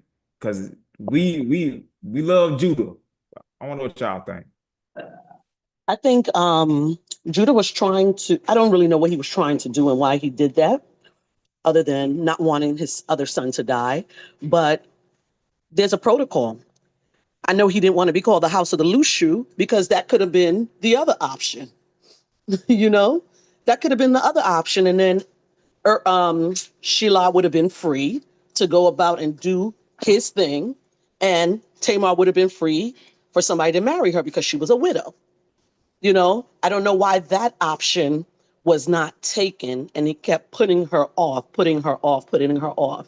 I guess being called the house of the loose shoe is a very disgraceful thing.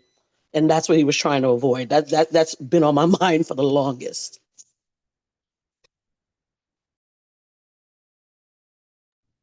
Mm.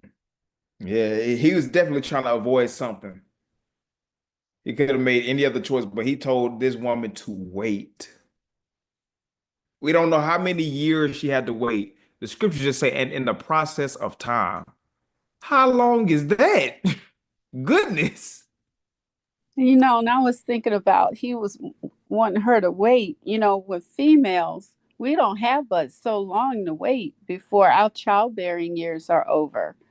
So, she could have been getting close to menopause and then she was, no longer was fertile to have any more kids, and as you get older, there are complications. And so I really think that wasn't fair to her.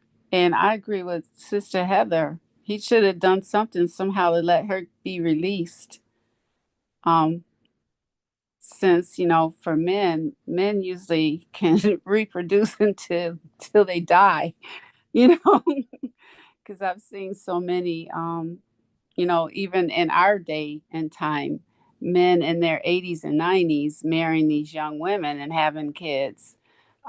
So I think of shoot, what's his name, he's a Larry King. He was really old and he was still having kids. Oh my goodness. But anyway, let me stop going off. But anyway, Okay. that's what I was thinking, because look at Judah. I don't know how old he was, but I'm sure he was pretty old and he was still able to you know um give give his seed so that Tamar got pregnant. So, who knows? Yeah, he was definitely an older man, maybe in his 50s, late 50s, Hmm. because we don't know. He was older. His wife died. Yeah, so So he's going to mourn his wife. I'm thinking that he was even older than that, maybe. Um, because I mean, unless she could have been just sick and got and died um younger. But anyway, that was my thought. How long was she gonna have to wait? And that's probably what she was thinking. Man, how long am I gonna have to keep waiting? So, Right. So, and it is funny that Judah, it seemed like he forgot. And I believe that he forgot on purpose. If the man's ways are of Yah, I believe Yah allowed him to forget. Even when I believe it came into his mind quite a few times. But after a while, it's like, you know what, it is what it is. but But did she live in the same household though? How could I mean, no, was she she? didn't know. She didn't live in the same household. She went to her father's house. Oh, okay, okay, Mhm. okay, okay. Right. That So that's makes what makes sense. it. That's what Yeah. makes it like, man, you tell me to go back to my daddy house. I listen to you, and I go back to my father's house, and you tell me that you're gonna give me your son when he's older. I'm Yeah, pretty sure I this forgot went through about her. that part. Yeah. That's okay. I'm pretty sure that went through her mind. It went through her mind quite well enough that when she saw Shalai grown, she took that veil. And said, she don't get that man. And Judah, and that's how you know, that's why I know it's of Yah. He noticed her. It wanted to go in unto her. He gave into her plan. So look at that. And then when it came to when they found out, she said the son who's he said, dang, he acknowledged them and admitted she is more righteous than I because I did not give Shalai my son to her to wife. Yikes. He knew he was wrong. So look at that. I ain't saying that Judah is an unrighteous man. No one's over, but did he do some unrighteous things? Dang, Judah. You Bruh. didn't have to say it. He said it for himself Right. He set himself up for that. with his own mouth. And then he gonna give her the daggone signet, the bracelet, and the staff. He looking goofy. Judah, and you a man of Israel. What you got going on? He knew he had respect among his brethren, but to make a decision like this, it's funny how the Most High will find each and every one of us out when we think we something. We think we this, we think we that. The Most High humble you down and make you sit on the prison bench. Yeah, I that part baffles me too. Why would he give her his valuable things that would you that would identify him right away? Not just one thing, but Three. three things. I mean, Which was what she requested. I know, but And he he was didn't have to pressed. do it. He was pressed. He was Uh, pressed, and that's what she requested for. So he had an yep. aim, he had a goal, so he gave it up. That's He sure crazy. That did. sounds real desperate. It was. And yeah. And look at what he say. Well, she asked him, "What you gonna give me then? What you gonna pay me? I'm gonna give you a goat, a kid. I'm gonna give you a baby goat. Okay. What you gonna give me a collateral? So you telling me the truth? I'm gonna give you my okay. What you want? Be a staff bracelet and your signet." This man agrees. That's like his ID card, his passport. you Right. know? And we Yeah, know I he would have goes probably maybe just given up my staff, but right. And we know that he goes to that place. This is not the first. He goes to that place often because before he married his Shua, he goes down to a doula, an Adulamite named Hira. So this Mm-hmm. is not his first time being there. He's been coming back and forth for some time, for some years, because that's where he meets his wife. And when she died, he come back there. Mm-hmm. So he he's familiar with the place.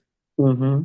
So he gave her that stuff because okay, I'm already come back. I'm already familiar with the place. I'm comfortable with doing that.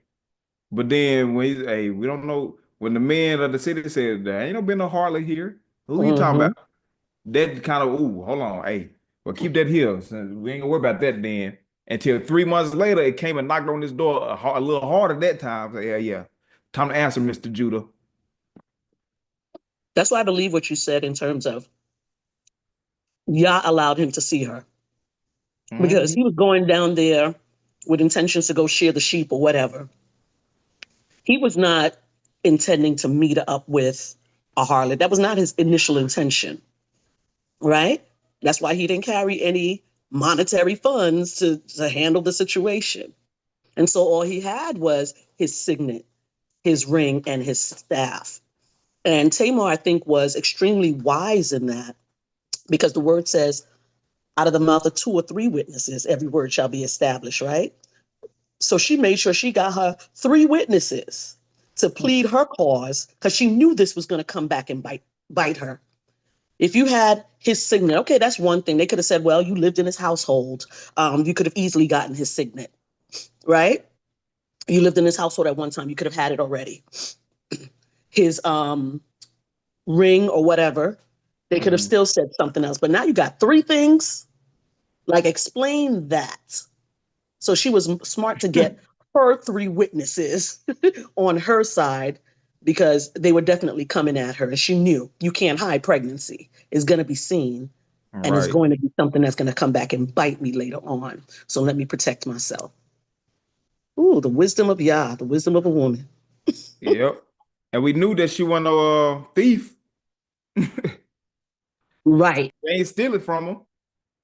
And because she said, okay, and she willingly gave him up and said, discern, I beg of you, whose are these? This signet, bracelet, and staff. Oh, you need to pay attention, sir. And he acknowledged it was like, oh man. He knew what it was for. Because she's trying to get pregnant. She wanted kids. If she can get it from Shalai, I'm finna get them from you, sir. You giving me somebody from your line giving me children. I have no seed from y'all yet. And she got them. It was the will of Yah. It was the will of Yah for him to see her and notice her and to do that. And Judah say, oh, she's more righteous than me. And he knew why she was more righteous and admitted it. It's just something I pay attention to. It's just something to think about. All right, y'all. The last chapter, 39. We're just going to read this just to prepare for next week. This is a very good chapter. It's short. But we're back to Joseph. It was a little rough for him. We saw the last, when we left off from Joseph, he was going down into Egypt. And he was sold to his man named Potiphar at the end of chapter 37. All right. Chapter 39. And Joseph was brought down to Egypt. And Potiphar, an officer of Pharaoh, captain of the guard, an Egyptian, bought him of the hands of the Ishmaelites, which had brought him down there. And Yah was with Joseph, and he was a prosperous man, and he was in the house of his master, the Egyptian. And his master saw that Yah was with him, and that Yah had made all that he did to prosper in his hand. And Joseph found grace in his sight, and he served him. And he made him overseer over his house, and all that he had put in his hand. And it came to pass from the time that he had made him overseer in his house, and over all that he had, that Yah blessed the Egyptian's house for Joseph's sake. And the blessing of Yah was upon all that he had in the house and in the field. And he left all that he had in Joseph's hand, and he knew not aught that he had, save the bread which he did eat. And Joseph was a goodly person and well favored. And it came to pass after these things that his master's wife cast her eyes upon Joseph, and she said, lie with me. But he refused and said unto his master's wife, behold, my master wotteth not what is with me in the house, and he has committed all things that he has into my hand. There was none greater in this house than I, neither has he kept back anything from me but you, because you are his wife. How then can I do this great wickedness and sin against Yah or the Most High? And it came to pass that she spake to Joseph day by day, that he hearkened not unto her, to lie by her or to be with her. And it came to pass about this time that Joseph went into the house to do his business, and there was none of the men of the house there within. And she caught him by his garment, saying, lie with me. And he left his garment in her hand and fled and got him out. And it came to pass when she saw that he had left his garment in her hand and was fled forth, that she called unto the men of her house and spoke unto them, saying, see, he has brought in an Hebrew unto us to mock us. He came in unto me to lie with me, and I cried with a loud voice. And it came to pass when he heard that I lifted up my voice and cried, that he left his garment with me and fled and got him out. And she laid up his garment by her until his Lord came home. And she spake unto him according to these words, saying, the Hebrew servant which you have brought unto us came in unto us to mock me. And it came to pass as I lifted up my voice and cried, that he left his garment with me and fled out. And it came to pass when his master heard the words of his wife, which she spoke unto him, saying, after this manner did thy servant unto me, that his wrath was kindled. And Joseph's master took him and put him in the prison and played a place where the king's prisoners were bound. And he was there in the prison. But Yah was with Joseph and showed him mercy, and gave him favor in the sight of the keeper of the prison. And the keeper of the prison committed to Joseph's hand all the prisoners that were in the prison. And whatsoever they did there, he was a doer of it.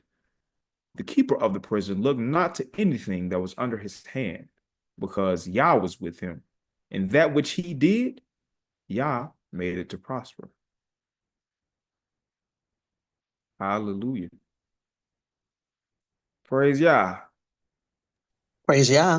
What doest thou think about this chapter? I think there's a lot in there.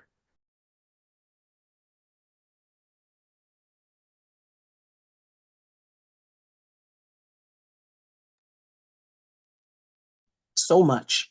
So much to talk about there. Sometimes I feel like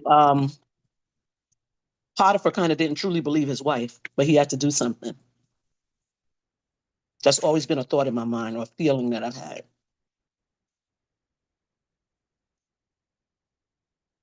What was the punishment for somebody trying to commit adultery or rape a woman? What was that punishment supposed to have been? That's supposed to be that's a death thing. I think that's a universal thing right there. But Potiphar put him in jail. So I kind of feel, I've always felt like Potiphar didn't truly believe his wife 100%, knowing how Joseph was, but that's his wife.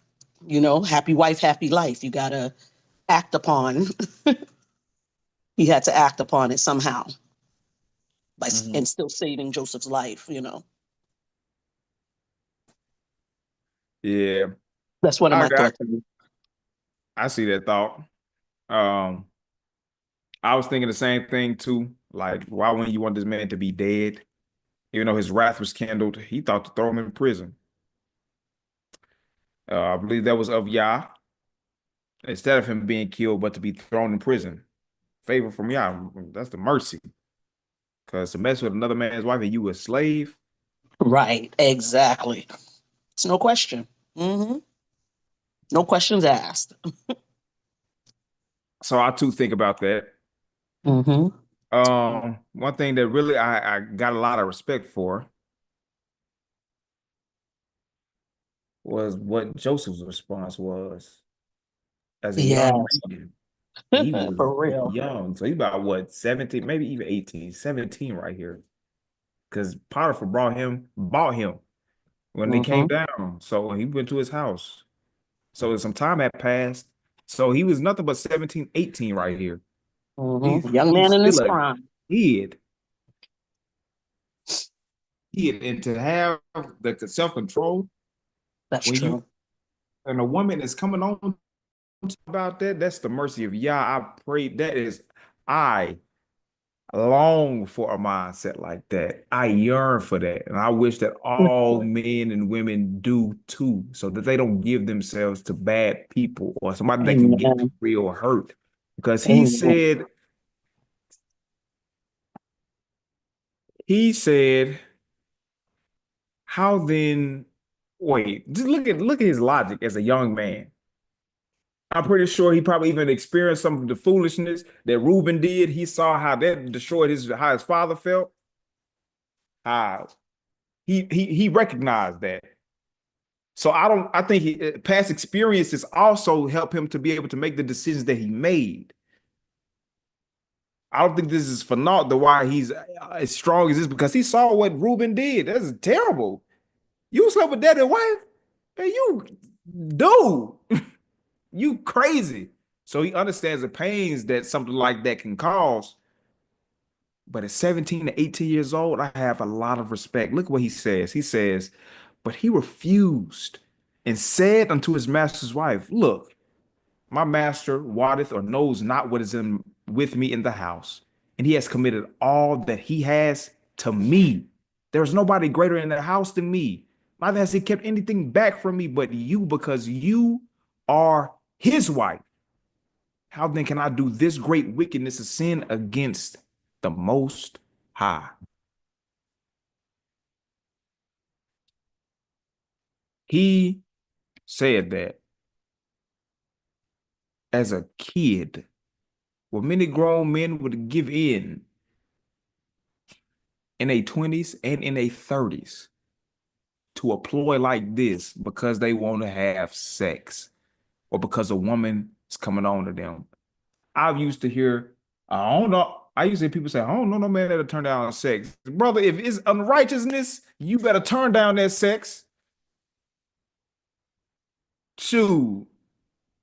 I think it is wise to turn down some women and men. I think it's wise. Because if you don't, you can blow your witness. If you don't, you can lay with somebody who you don't know who she is, and next thing you know, you like the Proverbs 7 boy. And suddenly a dart strikes through his liver, dead. She going down to hell, but you don't care because you just want to get what you feel. So it's wise, y'all.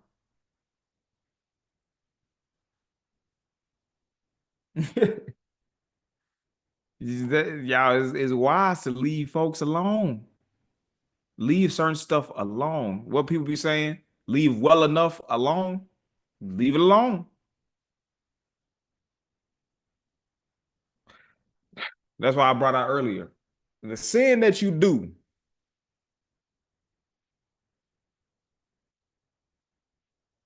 though you may hurt somebody, sabotaging somebody else, the whole time you are sabotaging yourself. If you commit a sin, then you have to go do the sacrifice. You don't do the sacrifice, that sin is on you. If you commit blasphemy, that's on you. You done sabotage yourself. Yeah, you done disrespected. Yeah, you may have offended him and hurt his feelings, but brother, you're done. It's over with. You sabotage yourself. So adultery, you sabotage yourself, you and that woman. Now both of y'all got to die by stones because you couldn't keep your thing in your pants, or to have sex with just your wife, or to have wandering eyes and lustful eyes and covetous eyes, and you do the wrong thing. You lay with your brother's wife or your sister's husband. Or you getting over on this girl because you're trying to use the word and you having sex with her. She pregnant and you leave her. It's a whole bunch of things that could come with it that we need to ourselves think about. If Joseph, as a 17-year-old slash 18-year-old young boy, could think about this, we as in our 20s and much older, we must learn how to think about this with reason rather than how we feel. These thoughts and feelings may come up. These temptations may come up. These fights and things may come up. They just might. More than likely, they are going to come up. But when they do, we can learn how to be prepared to learn how to fight against it rather than giving in our flesh. Well, I don't think I believe Joseph was also praying too and seeking Yah during this time too, that his relationship with Yah was strong. He'd been having dreams before. He knew that Most High gave him dreams. Most High was with him the whole time. How I know he brought up Yah, he ain't want to commit great wickedness against Yah. He had respect for him because he saw the love that his daddy had for Abba Yah. That's what we ourselves have to do, because if somebody sees our respect that we have for Yah, that little kid can stand up and stand strong on and be willing to give their life because of what they seen us do. But if we treat ourselves right, we also treat others right. A lot of sins that we do and a lot of unrighteousness that we do, we shoot ourselves in the foot. Paul says every sin that is done is outside the body. But sexual sins you commit against the body. You sabotage yourself in more than one way. You done made yourself unclean. You can have an HIV, you can have a STD, you can have AIDS, HIV, you can have something. You can get this woman pregnant, you broke, you ain't got no money, you ain't nothing. You done got pregnant by a man that's an idolater. Now your kid got to go around a man that's an idolater. So there's a whole bunch of things that we must think about, that we have to be wise on, that we have to learn how to grow up on, that we have to learn how to please Yah on. And he's doing this as a kid. Praise Yah that we get to see this and really think about it and learn how to use the wisdom that he had. This wisdom from Yah. He ain't want to commit great wickedness against Yah. That's respect. That's the type of respect that we need to have for Yah and ourselves. Because when you don't sin against Yah, you have respect for yourself. Have some self-respect.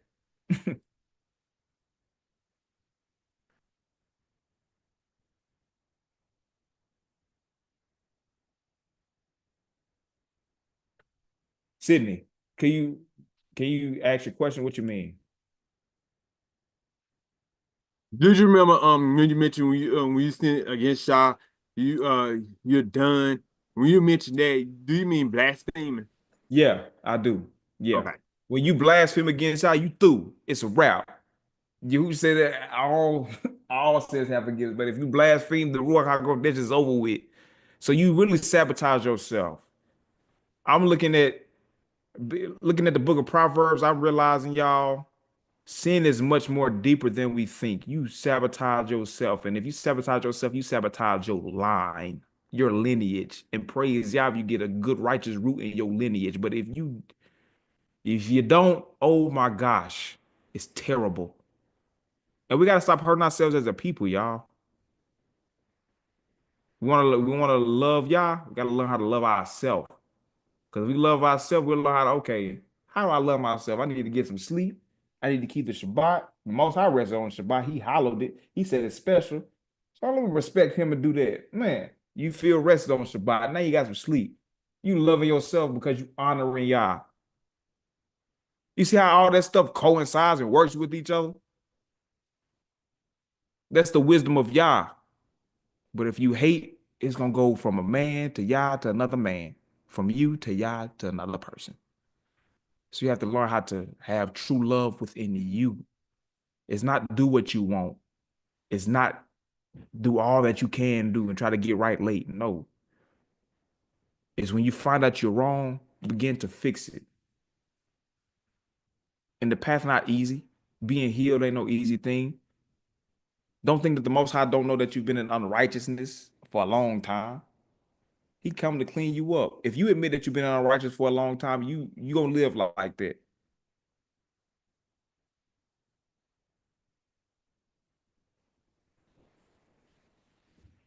The Most High knows that most of us on this call, most of us in this walk can't do stuff cold turkey. That's why he's patient. But when you said you're gonna stop doing something, wean yourself off of it, and the Most High will strengthen you. Put yourself on the word, feed yourself with that. He will strengthen your mind, he will strengthen your heart. Wait on Yah, he will strengthen you. You have to take that time. When you are working out your body, you have to break down your body for it to be built up. You are not going to see progress within the first few weeks. You're just gonna feel strength. That's all you feel. That's your zeal. But when you build up that discipline, you build a relationship with yourself and you learn how to, okay, how can I do this the right way? How can I? It's the same thing spiritually. It's the same thing with Yah. The Most High knows that you out of shape spiritually. So for you to come to me, and I know you fat and you think you finna be in here working out on this bench press, this spiritually, y'all, this bench press, this all this thing, you're fasting and you're praying and whatnot. I know you're not gonna be good at it when you first come. You're trying to learn. That's what the scripture's for. It's written for our learning. We're learning. And when you continue to learn and you continue to excel, you begin to graduate to different things. You begin to grow up and mature. You are no longer a child, you become a man or a woman that you need to be. It's the same thing spiritually. We have to mature in Yah. Because we ain't got to be like the brothers.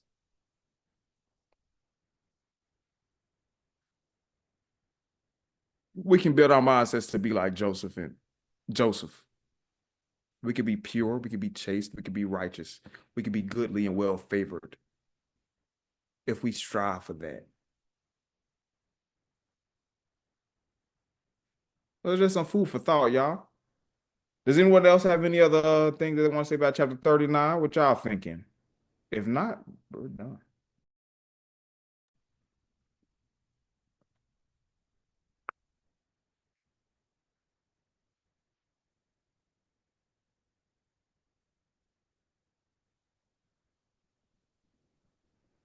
All right. Well, we're gonna pray out then. You two first.